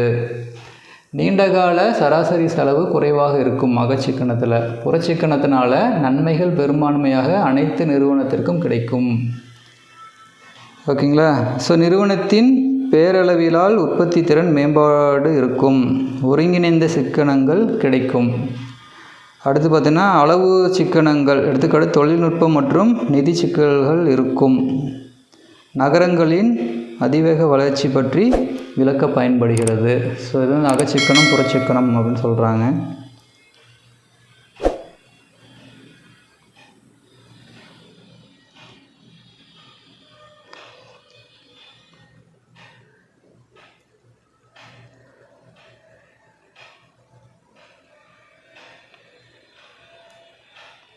ஓகேங்களா. அடுத்து ஒரு பாக்ஸ் பாருங்கள், இம்பார்ட்டன்ட். காஃப் டக்ளஸ் உற்பத்தி சார்பு என்பது பொதுவாக நடைமுறையில் பயன்படுத்தப்படும் சமன்பாடு ஆகும். இது உழைப்பு, மூலதனம் ஆகிய உள்ளீடுகளை பயன்படுத்தி எவ்வளவு உற்பத்தியை பெற முடியும் என்பதை விளக்குகிறது. தொழில் நிறுவனங்கள் தம்முடைய உற்பத்தி அளவினை பிற தொழில் நிறுவனங்களோடு ஒப்பிட்டு ஆய்வு செய்யவும் இது பயன்படுகிறது. உற்பத்தியில் உழைப்பின் பங்கினையும் மூலதனத்தின் பங்கினையும் ஒப்பிடவும் இது உதவுகிறது. இச்சார்பு வளர்ந்த நவீன நிலையான நாடுகளின் பொருளாதார பகுத்தாய்விற்கு பயன்படுத்தப்படுகிறது. ஓகே. அடுத்தது பார்த்திங்கன்னா அளிப்பு விதி. இதுவும் இம்பார்ட்டன்ட் தான். அளிப்பு விதி, தேவை விதி பார்த்தோம் பார்த்தீங்களா, அதே மாதிரி தேவை விதி, அளிப்பு விதி. ஓகேங்களா. ஸோ அளிப்பு விதி உற்பத்தி பகுப்பாய்வுடன் தொடர்புடையது. அளிப்பு விதி விலைக்கும் அளிப்புக்கும் உள்ள நேரடியான தொடர்பினை விளக்குகிறது. உதாரணமாக, துணியின் விலை அதிகரித்தால் துணியின் அளிப்பும் அதிகரிக்கும். ஓகேங்களா. விலை அதிகரிக்கும் போது உற்பத்தி அதிகரித்து அதன் மூலம் லாபம் பெற முயல்வதால் அளிப்பு அதிகரிக்கிறது. இதற்கு முக்கிய காரணம் விலை அதிகரிக்கும் பொழுது உற்பத்தியாளர்கள் உற்பத்தியை அதிகரிக்கிறார்கள். உற்பத்தி அதிகரிப்பு லாபத்தை அதிகரிப்பதால் அளிப்பு அதிகரிக்கிறது. இதான் சொல்கிறாங்க அளிப்பு விதி. ஓகேங்களா.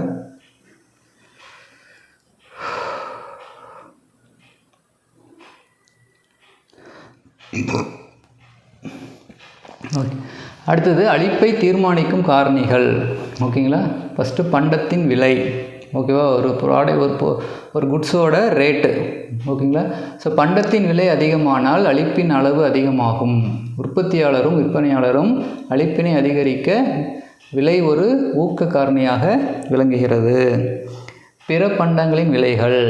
ஒரு பண்டத்தின் அளிப்பு அதன் விலையை மட்டுமல்லாது பிற பண்டங்களின் விலையை பொறுத்தும் அமையும். எடுத்துக்காட்டாக பணப்பயிர்களான பருத்தி முதலான பொருட்களின் விலை அதிகரித்தால் இப்பொருட்கள் அதிக அளவு உற்பத்தி செய்யப்படும். இதன் காரணமாக உணவு பயிர்களான கோதுமை முதலானவை பயிரிடப்படும் நிலப்பரப்பு குறைந்து உணவு பண்டங்களின் உற்பத்தி குறையும்.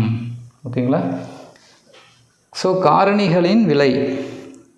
உற்பத்தி காரணிகளின் விலை அதிகரிக்கும் பொழுது உற்பத்தி செலவு அதிகரிக்கக்கூடும். இதனால் உற்பத்தியின் அளவு குறையுது. ஓகேங்களா. ஸோ விலை பற்றிய எதிர்பார்ப்பு. வருங்காலத்தில் விலைகள் பற்றிய எதிர்பார்ப்பு தற்போதைய அளிப்பின் அளவை நிர்ணயிக்கும். உற்பத்தியாளர்கள் வருங்காலத்தில் விலைகள் அதிகரிக்கும் என எதிர்பார்த்தால் நிகழ்காலத்தில் அவர்களின் உற்பத்தி அளவை குறைத்து அங்காடியில் குறைந்த அளவு பண்டங்களை மட்டுமே விற்பனை செய்வார்கள். அடுத்தது பார்த்திங்கன்னா இம்பார்ட்டன்ட் தொழில்நுட்பம். ஒரு நாட்டில் அதிக முன்னேற்றமான தொழில்நுட்ப முறைகளை பயன்படுத்தும் பொழுது உற்பத்தி செலவு குறைந்து பேரளவு உற்பத்தி ஏற்பட வாய்ப்புள்ளது.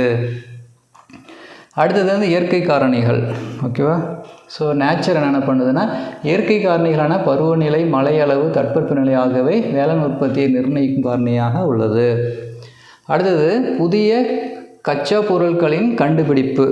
ஓகேங்களா. மலிவான தரமான புதிய கச்சா பொருட்கள் கண்டுபிடிப்பு பண்டத்தின் அளிப்பினை அதிகரிக்கலாம். ஓகேங்களா. அடுத்தது பார்த்திங்கன்னா வரிகள் மற்றும் சலுகைகள். அரசு வழங்கும் உள்ளீடுகளுக்கான மானியம், மின்வசதிக்கான மானியம் ஆகியவை உற்பத்தியாளரை அதிக உற்பத்தி செய்ய தூண்டும். அம்மானியங்களை திரும்ப பெறும் பொழுது உற்பத்தி குறையும். நேர்முக மறைமுக வரி உற்பத்தியை பெருக்க நினைக்கும் உற்பத்தியாளரின் திறமையையும் ஆர்வத்தையும் பாதிக்கலாம். அடுத்து பார்த்திங்கன்னா நிறுவனத்தின் நோக்கம். இதுவுமே ஒரு காரணமாக கூட இருக்கலாம். ஒரு நிறுவனத்தின் நோக்கம் தன் நிறுவனத்தின் விற்பனையை அதிகரிப்பது அல்லது அங்காடியில் தன் பண்டங்களின் பங்கை அதிகரிப்பது என்று இருந்தால் அந்த நிறுவனத்தின் அளிப்பு அங்காடியில் அதிகமாக இருக்கும். ஓகேங்களா. ஸோ அது ஒரு இம்பார்ட்டன்ட் கான்செப்ட்.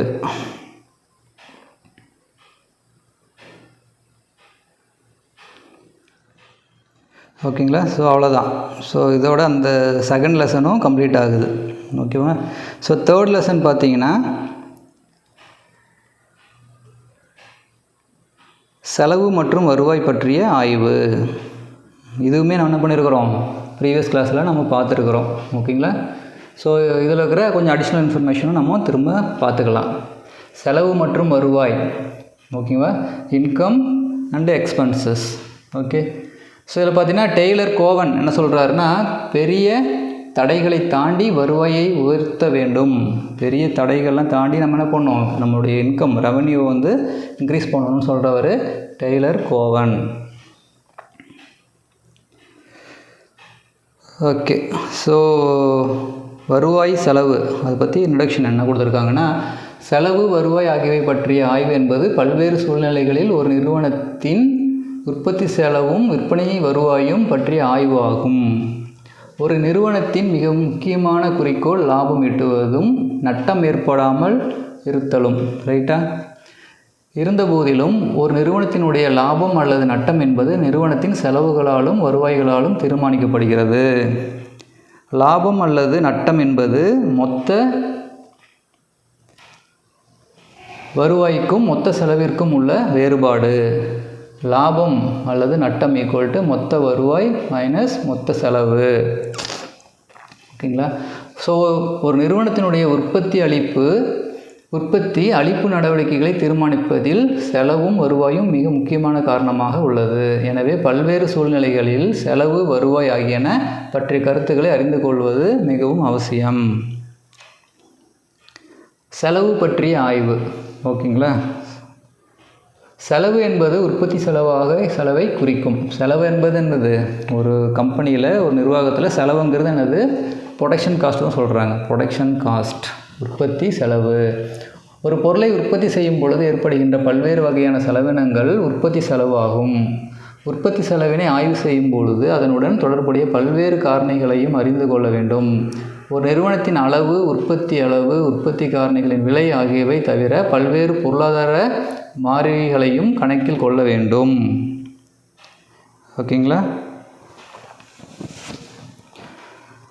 ஸோ அடுத்தது பார்த்திங்கன்னா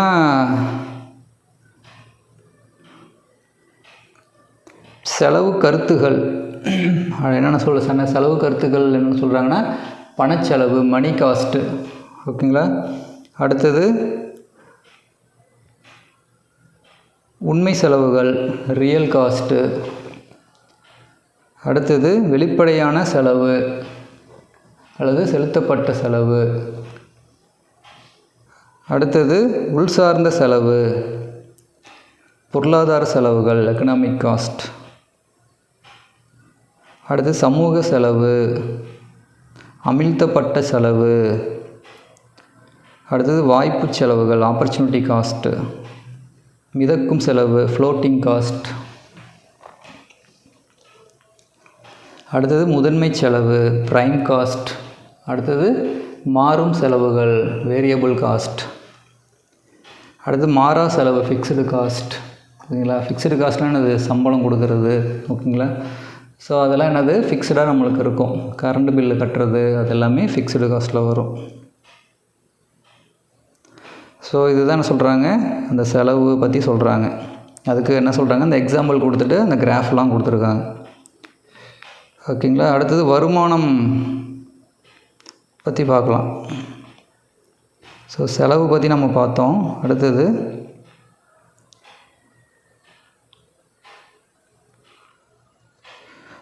பார்த்திங்கன்னா வருவாய் கருத்துக்கள்.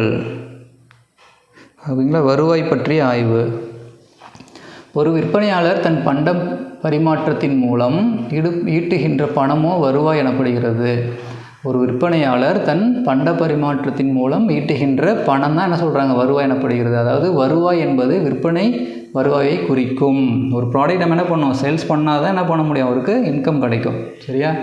உற்பத்தியாளர் தன் உற்பத்தி செய்த பண்டத்தை ஒரு குறிப்பிட்ட விலையில் என்ன பண்ணுவார், சந்தையில் விற்பனை செய்வதன் மூலம் பெறுகின்ற வருமானமே அந்நிறுவனத்தின் வருவாய் எனப்படும்.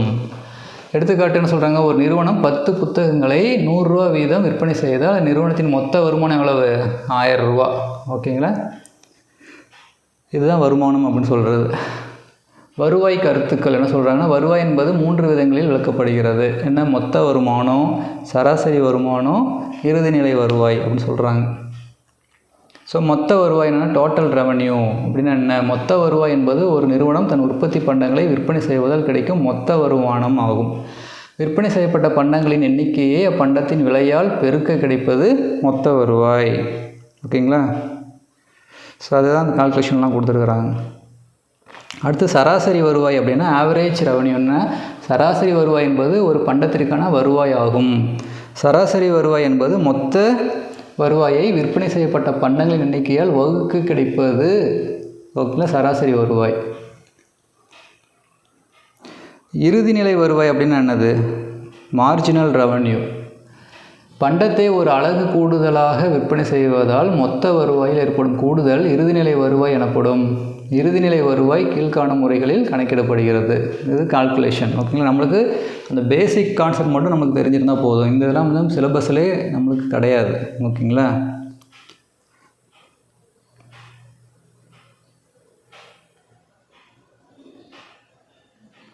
ஓகேங்களா. ஸோ இதுதான் இன்கம் அண்ட் எக்ஸ்பென்சஸ். அவ்வளோதான், அது ஷார்ட்டாக அது முடிஞ்சது. அடுத்தது நம்ம பார்க்க போகிறது பார்த்திங்கன்னா அங்காடி அமைப்பும் விலை நிர்ணயமும். ஓகேங்களா. அதாவது மார்க்கெட். ஓகேங்களா. ஸோ ஒரு மார்க்கெட்டு அதில் வந்து பார்த்திங்கன்னா குட்ஸோட ரேட்டு, அது அங்காடி அமைப்பும் விலை நிர்ணயமும்.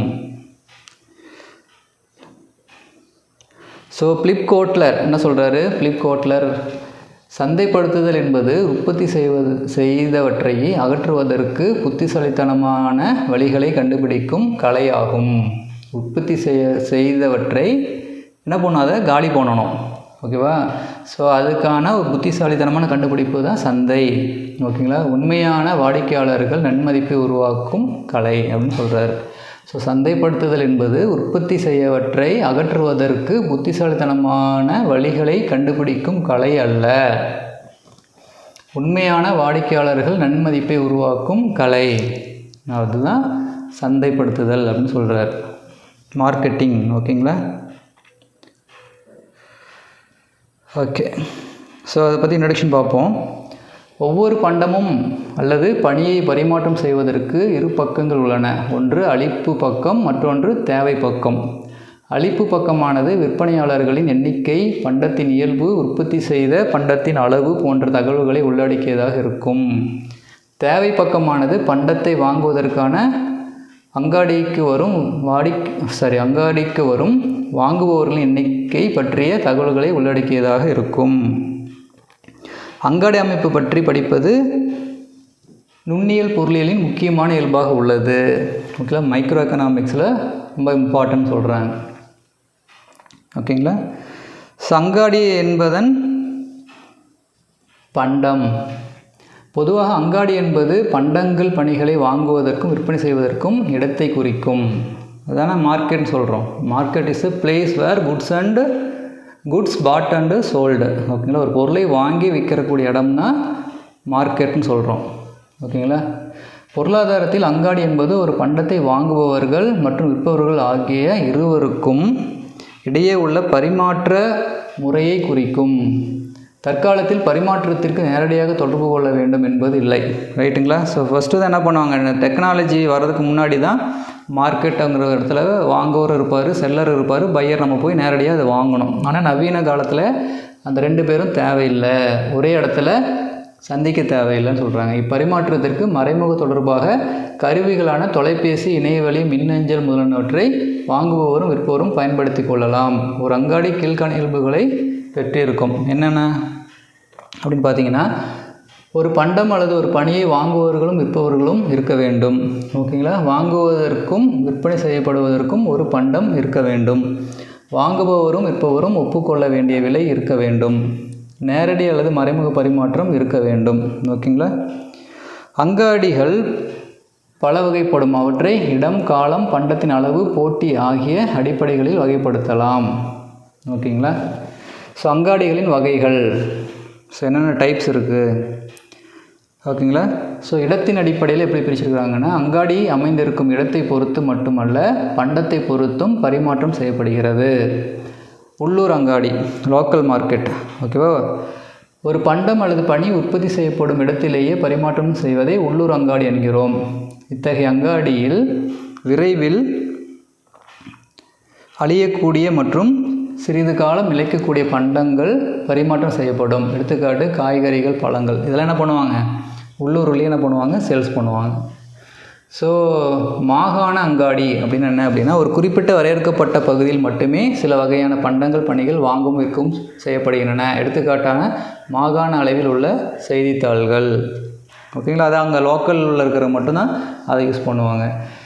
தேசிய அங்காடி அப்படின்னா என்ன அப்படின்னா, ஒரு நாடு முழுவதும் விற்கக்கூடிய மற்றும் வாங்கக்கூடிய பண்டங்கள், பணிகளை கொண்ட சந்தையை தேசிய அங்காடி என்று கூறுகிறோம்.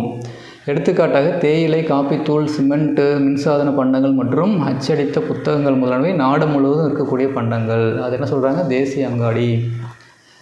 பன்னாட்டு அங்காடி அப்படின்னு இருக்குது. அது என்ன, பல்வேறு நாடுகளிடையே விற்பனை செய்யக்கூடிய பண்டங்கள் மற்றும் பணிகளை கொண்ட பன்னாட்டு அங்காடியை என்று கூறுகிறோம். எடுத்துக்காட்டு பெட்ரோல், தங்கம், அதெல்லாம் என்ன சொல்கிறாங்க, பன்னாட்டு அங்காடின்னு சொல்கிறோம்.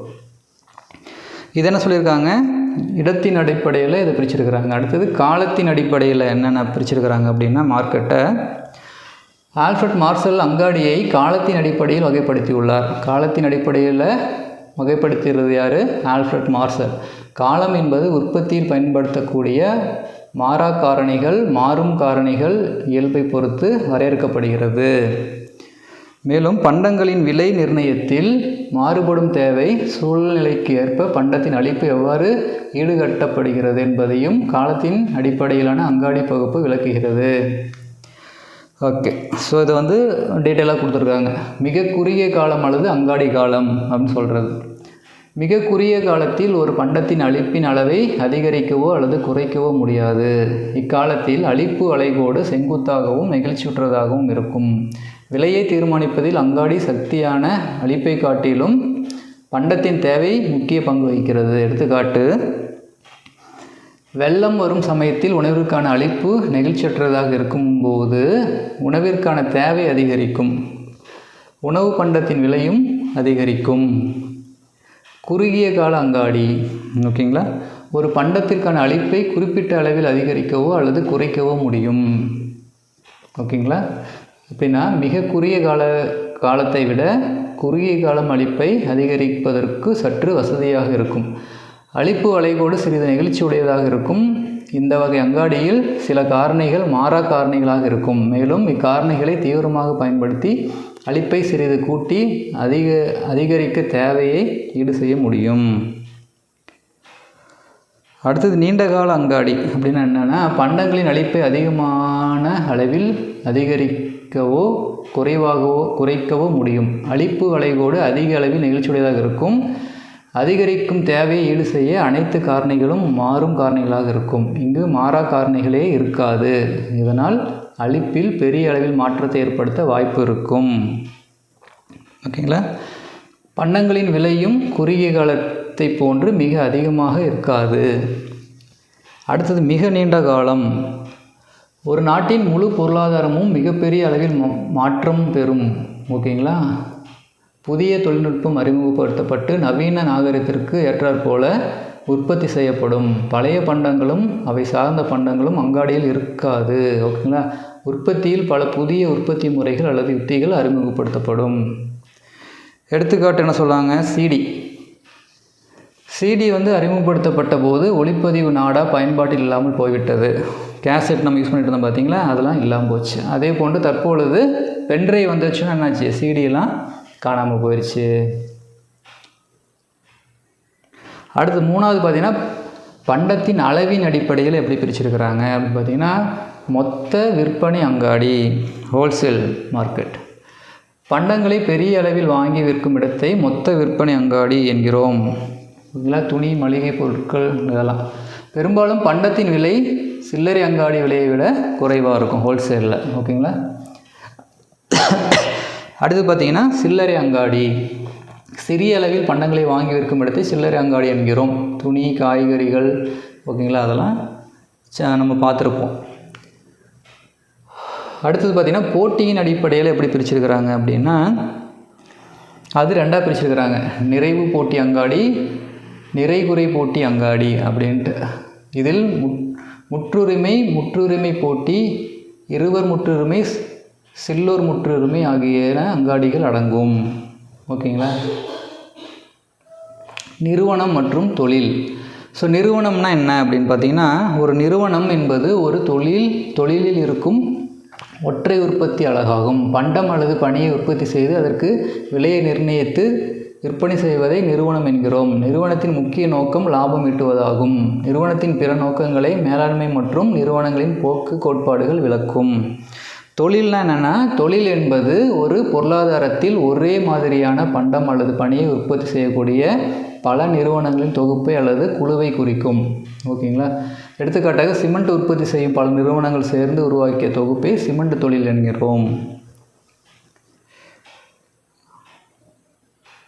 ஓகேங்களா, ஸோ இதுதான் இம்பார்ட்டன்ட். இது அதுக்கப்புறம் என்னாச்சு, எக்ஸ்ப்ளனேஷன் தான் கொடுத்துருக்குறாங்க, கிராஃப் எக்ஸ்ப்ளனேஷன். ஓகேங்களா,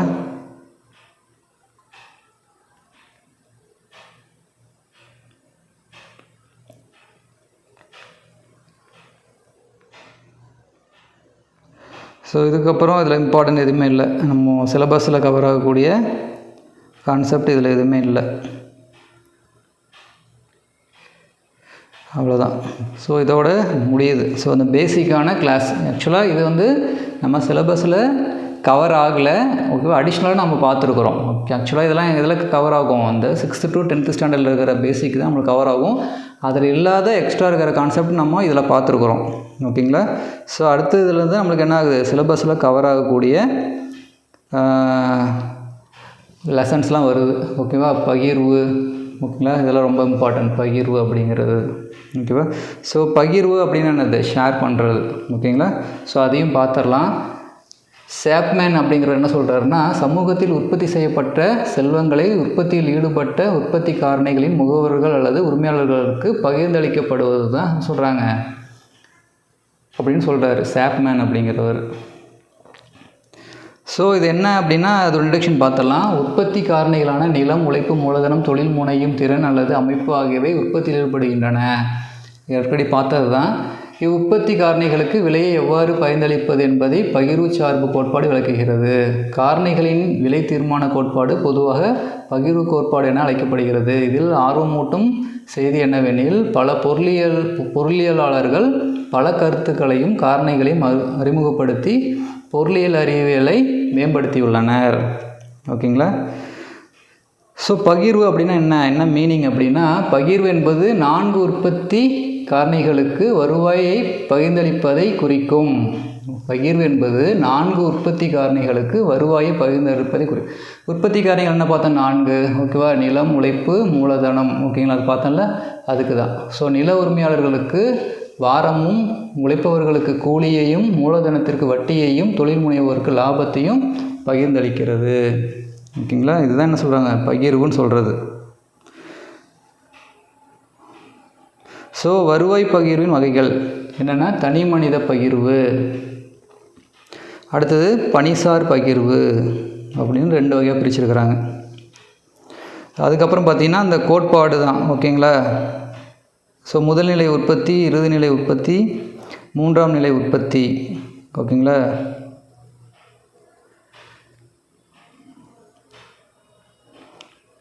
ஸோ இதுதான் அதில் இம்பார்ட்டன்ட். ஸோ இங்கே பார்த்தீங்கன்னா, வாரம் என்பது நிலத்தின் உண்மையானதும் அழிக்க முடியாததுமான சக்திகளை பயன்படுத்தி கொள்வதற்காக நிலத்தின் விளைச்சலிலிருந்து ஒரு பகுதியை நில உரிமையாளர்களுக்கு கொடுப்பது, அதுதான் வாரம் சொல்லுவாங்க. டேவிட் ரிக்கார்டோ அப்படின்னு சொல்கிறாரு. வாரம் அப்படின்னு பார்த்தோம், நிலத்திலிருந்து வரக்கூடியது என்னது, வாரம் அப்படின்னு சொல்லுவாங்க. ஓகேவா. வாரம் என்பது நிலத்தின் உண்மையானதும் அழிக்க முடியாததுமான சக்திகளை பயன்படுத்தி கொள்வதற்கான நிலத்தின் விளைச்சலிலிருந்து ஒரு பகுதியை நில உரிமையாளர்களுக்கு கொடுப்பது. ஓகேங்களா. அடுத்து பார்த்திங்கன்னா, ஆல்ஃபிரட் மார்சல் என்ன சொல்கிறாரு, மனிதனால் உருவாக்கப்பட்ட இயந்திரங்கள் மற்றும் பிற கருவிகளில் இருந்து பெறப்படும் வருவாயே போலி வாரம் அப்படின்னு சொல்கிறாங்க. மனிதனால் உருவாக்கப்பட்ட இயந்திரங்கள் மற்றும் பிற கருவிகளில் இருந்து பெறப்படும் வருவாய், ஓகேங்களா, அது போலி வாரம் அப்படின்னு சொல்கிறவர் ஆல்ஃபிரட் மார்சல்.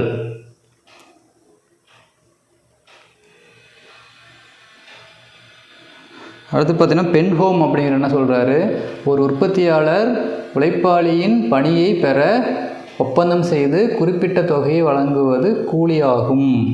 ஓகேங்களா. வேஜஸ். ஸோ இந்த வேஜஸ் அப்படிங்கிறது இம்பார்ட்டண்டான ஒரு கான்செப்ட், கூலி. ஓகேங்களா. அதையும் பார்த்துடலாம். ஒரு உழைப்பாளியின் அறிவையோ உடல் உழைப்பையோ பயன்படுத்த கொடுக்கப்படும் ஊதியமே கூலியாகும். ஓகேங்களா. ஒரு உழைப்பாளியின் அறிவையோ உடல் உழைப்பையோ பயன்படுத்த கொடுக்கக்கூடியது ஒரு ஊதியம் தான் கூலின்னு சொல்கிறோம். ஸோ கூலி அப்படிங்கிறது வேஜஸ். ஓகேங்களா. ஸோ கூலி தினசரியோ, வாரம் ஒரு முறையோ, மாதம் 2 முறையோ, மாதம் 1 முறையோ அல்லது ஆண்டிற்கு 1 முறையோ, ஆண்டு முடிவில் கொடைக்கூலியாகவோ, அதாவது போனஸ், கொடைக்கூலினா என்னது, போனஸ், ஓகேவா, வழங்கப்படுகிறது. ஸோ இதோட மீனிங் என்னென்னா, உழைப்பாளியின் பணியை பயன்படுத்தி கொள்ள வழங்கப்படும் விலை தான் கூலின்னு சொல்கிறாங்க. ஓகேங்களா. ஸோ கூலியின் வகைகள், இது வந்து நிறைய டிஃப்ரெண்ட் டைப் ஆஃப் வேஜஸ் இருக்குது. கூலி 4 வகைகளாக பிரிக்கப்படுகிறது. ஓகேவா. ஸோ பெயரளவு கூலி அல்லது பணக்கூலி அப்படின்னு சொல்கிறாங்க. ஸோ பெயரளவு கூலி என்பது ரொக்கமாக, அதாவது பணமாக வழங்கப்படும் கூலியை குறிக்கும், அதுதான் பணக்கூலி அப்படின்னு சொல்கிறது. அடுத்தது 2வது பார்த்திங்கன்னா, உண்மை கூலி அப்படின்னு சொல்லுவாங்க. பண்டங்களாகவோ பணிகளாகவோ கூலியை வழங்குவது உண்மை கூலி எனப்படும். எனவே பணக்கூலியின் வாங்கும் திறனே உண்மை கூலி ஆகும். பணக்கூலி உயர்வை விட பணவீக்க விகிதம் அதிகமாக இருந்தால் உண்மை கூலி குறைந்துள்ளது என்பது பொருள். அடுத்தது துண்டு கூலி, பீஸ் வேஜஸ்ன்னு சொல்லுவாங்க. ஓகேவா? அப்படின்னு என்னென்னா முடிக்கப்பட்ட வேலையின் அளவின் அடிப்படையில் வழங்கப்படுவது தான் பீஸ் வேஜஸ்ன்னு சொல்கிறது. ஓகேவா? இது என்ன அப்படின்னா இவங்களுக்கு ஃபிக்ஸடான ஒரு வேஜஸ் இருக்காது. எக்ஸாம்பிள் பார்த்தீங்கன்னா இப்போது கார்மெண்ட்ஸில் ஷர்ட் தைக்கிறாங்கன்னு வச்சுக்கோங்களேன். ஒரு நாளைக்கு இத்தனை ஷர்ட் நீங்கள் தைச்சி கொடுத்தீங்கன்னா அதுக்கு தகுந்த மாதிரி அவங்களுக்கு வேஜஸ் கொடுப்பாங்க. புரியுதா? ஸோ நேரக்கூலி அப்படிங்கிறது டைம் பேஸ் பண்ணி கொடுக்கறது. உழைப்பாளி உழைக்கின்ற நேரத்தின் அளவை பொறுத்து வழங்கப்படும் கூலி ஆகும். ஸோ மேக்ஸிமம் என்னது இந்த நேரக்கூலி அப்படிங்கிறது தான் கொடுத்துட்ருக்காங்க இந்தியாவை பொறுத்த வரைக்கும். ஓகேங்களா? அதிகமாக இருக்கக்கூடியது இந்த பீஸ் வேஜஸும் இருக்குது. ஓகேங்களா? ஸோ ஆனால் அதிகமான முறையை பயன்படுத்துறது வந்து இந்த நேரக்கூலி முறையை தான் யூஸ் பண்ணுறாங்க. அடுத்தது கூலி கோட்பாடுகள். ஓகேங்களா? அந்த வேஜஸை பற்றி என்னென்னா கோட்பாடுகள் என்னென்னா பிழைப்பு மட்ட கூலி கோட்பாடு அப்படின்றது. அப்படின்னு என்னென்னா கூலி கோட்பாடுகளில் மிக பழமையான ஒன்று பிழைப்பு மட்ட கோட்பாடு, சப்ஸ்டான்ஸ்ன்னு சொல்கிறது. ஓகேங்களா? முதலில் பிரெஞ்சு பொருளியாளர்களான இயற்கைவாதிகள் இதை விளக்கியுள்ளார்கள். பின்னாடி என்ன பண்ணுறாரு, ரிக்கார்டோ அப்படிங்கிறவர் இதை திருத்தி அமைத்தார். ஓகேங்களா? ஒரு உழைப்பாளி மற்றும் அவர் குடும்பத்தின் அடிப்படை தேவைகளின் அளவிற்கு சமமான கூலி வழங்கப்பட வேண்டும் என்பது இக்கோட்பாடு கருத்து. வாழ்வதற்காக உழைப்பாளிகளுக்கு அவர் குடும்பத்திற்கும் தேவையான குறைந்தபட்ச உணவு, உடை, இருப்பிடம் ஆகியவற்றை அடிப்படை தேவை என்கிறோம். ஓகேங்களா? ஸோ உழைப்பாளிக்கு பிழைப்பு மட்ட அளவை விட அதிக கூலி வழங்கினால் அவர் நல்ல நிலையை அடைந்து அவரின் குடும்பம் பெரிய குடும்பமாக மாறிவிடும். எனவே மக்கள் தொகையை பெருகிவிடும். பெருகிய மக்கள் தொகையின் விளைவால் உழைப்பாளர்களின் அளிப்பு அதிகரித்துவிடும். இந்நிலையை கூலி குறைத்துவிடும்.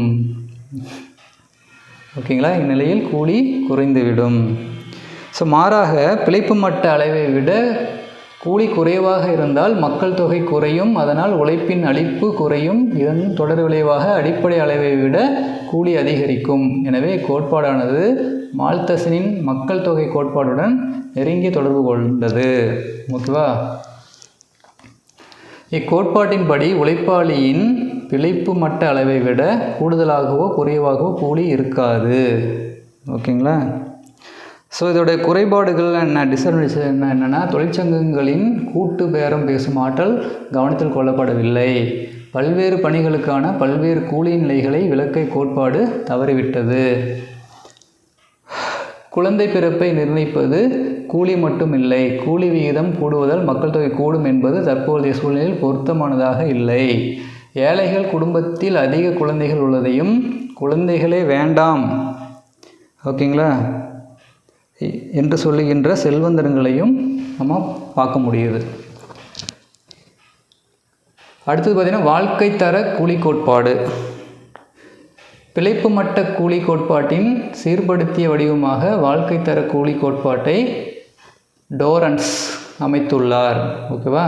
ஸோ டோரன்ஸ் தான் என்ன பண்ணியிருக்காரு, வாழ்க்கை தர கூலி கோட்பாடை அமைச்சிருக்காரு. உழைப்பாளரின் வாழ்க்கை தரத்திற்கு சமமான கூலி வழங்குவதை கோட்பாடு குறிப்பிடுகிறது.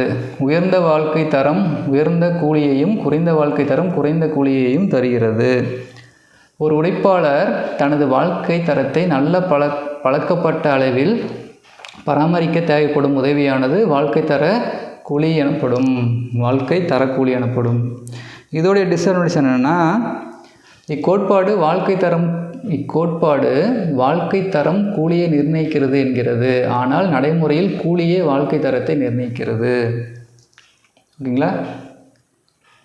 அடுத்து பார்த்தீங்கன்னா கூலி நிதி கோட்பாடு. கோட்பாட்டை ஆடம் ஸ்மித் என்ன சொல்கிறாரு, முதலில் எடுத்துரைத்தார். கூலி நிதி கோட்பாடு. ஆனால் வளப்படுத்திய பெருமை யாருக்கு போச்சு, மில்லைச். ஓகேவா? அதாவது மில்லு. ஓகேங்களா? கூலி நிதி கோட்பாட்டை யார் இன்ட்ரடியூஸ் பண்ணது, ஆடம் ஸ்மித்து. ஆனால் அதை என்ன பண்ணுறாரு, டெவலப் பண்ணது யார், மில். ஓகேங்களா? ஸோ ஜேஎஸ் மில் அவர்களின் கூற்றுப்படி ஒவ்வொரு உற்பத்தியாளரும் ஒரு குறிப்பிட்ட மூலதனத் தொகையை உழைப்பாளர்களுக்கு கூலி வழங்க வைத்திருப்பார். ஓகேங்களா? அத்தொகையே கூலி நிதி எனப்படும். இது நிலையானது, மாறாதது. கூலி இந்நிதியின் அளவோடு நேரடியாகவும் பணியின் அமர்த்தப்பட்ட உழைப்பாளர்களின் எண்ணிக்கையுடன் எதிர்மறையாகவும் தொடர்பு கொண்டது. உழைப்பாளியின் சராசரி கூலியை கணக்கிட கீழ்காணும் முறை பயன்படுகிறது. ஸோ ஆவரேஜ் வேஜஸ், உழைப்பாளரின் சராசரி கூலி ஈக்குவல் டு மொத்த கூலி நிதி டிவைடட் பை உழைப்பாளர்களின் எண்ணிக்கை டிவைட் பண்ணால் நம்ம என்ன பண்ண முடியும்? ஆவரேஜான வேஜஸ் எவ்வளோ கொடுத்துருக்குறோன்னு நம்மளுக்கு தெரியும். ஸோ உழைப்பாளர்களின் எண்ணிக்கை அதிகரிக்கும் பொழுது ஒரு உழைப்பாளியின் கூலி குறைகிறது. ஆமாம் தானே? ஸோ ஒரு இடத்துல 10 பேர் தான் வேலை செய்யணும், ஆனால் 20 பேர் வேலை செஞ்சாங்கன்னா என்ன பண்ணுவாங்க?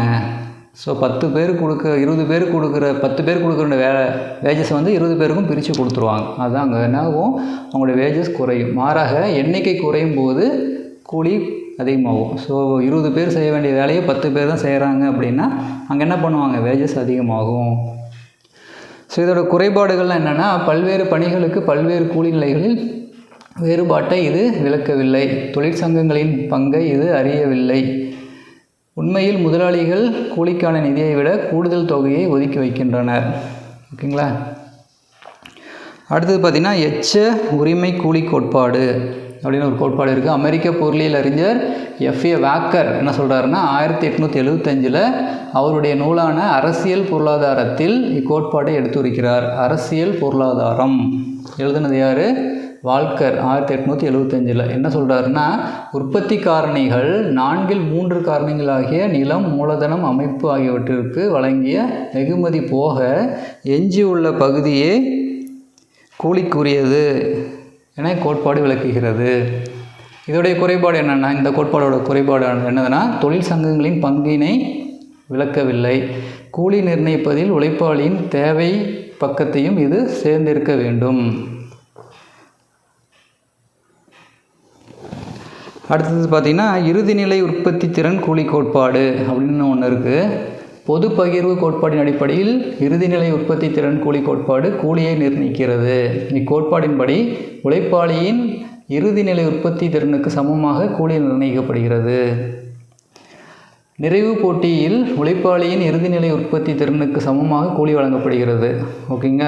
ஆனால் உண்மை உலகில் நிறைகுறை போட்டியே உள்ளது. இங்கு உழைப்பாளியின் இறுதிநிலை உற்பத்திக்கு குறைவாக கூலி வழங்கப்பட்டு சுரண்டப்படுகிறார்கள். ஓகேங்களா? ஸோ இதுதான் கூலி. அடுத்தது வட்டி. பொதுவாக கடன் பெறுபவர் கடன் வாங்கியவருக்கு செலுத்தும் தொகையே வட்டி எனப்படுகிறது. ஓகேங்களா? இதோட மீனிங் என்னென்னா, அதாவது முதலை பயன்படுத்தி கொள்ள அதை பெற்றவர்கள் அதை வழங்கியவருக்கு வழங்கும் வெகுமதியே வட்டி ஆகும். ஆல்ஃபிரட் மார்சல் என்ன சொல்கிறாரு? அங்காடியில் முதலை பயன்படுத்தி கொள்வதற்காக கொடுக்கப்படுவது வட்டி. ஓகேங்களா? ஸோ வட்டியின் வகைகள். ஸோ மொத்த வட்டி, நிகர வட்டி. ஓகேங்களா? ஸோ வட்டியை வந்து என்ன பண்ணியிருக்காங்க? 2 வகையாக பிரிச்சுருக்கிறாங்க. மொத்த வட்டி, நிகர வட்டி அப்படின்னு. கடன் பெற்றவரிடமிருந்து கடன் கொடுத்தவர் பெறுகின்ற முழு வட்டி அளவு மொத்த வட்டி அப்படின்னு சொல்கிறாங்க.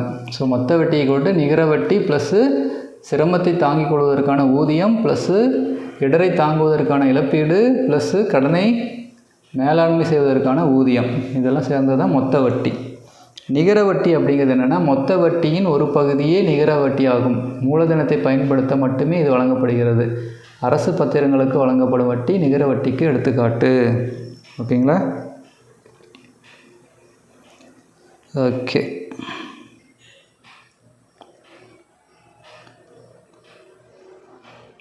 ஸோ இந்த வட்டி கான்செப்ட்லாம் நம்மளுக்கு சிலபஸ் இல்லை, நம்ம ஜஸ்ட்டு அது என்னன்னு பார்த்து வச்சுக்கிறோம். ஓகேங்களா? ஸோ அவ்வளோதான். ஸோ இதோட நம்மளுக்கு அந்த பேசிக் கான்செப்ட்லாம் முடிஞ்சது. சரிங்களா? ஸோ அடுத்து ரொம்ப ரொம்ப இம்பார்ட்டன்ட் கான்செப்ட் பார்த்திங்கன்னா இந்திய பொருளாதாரம்.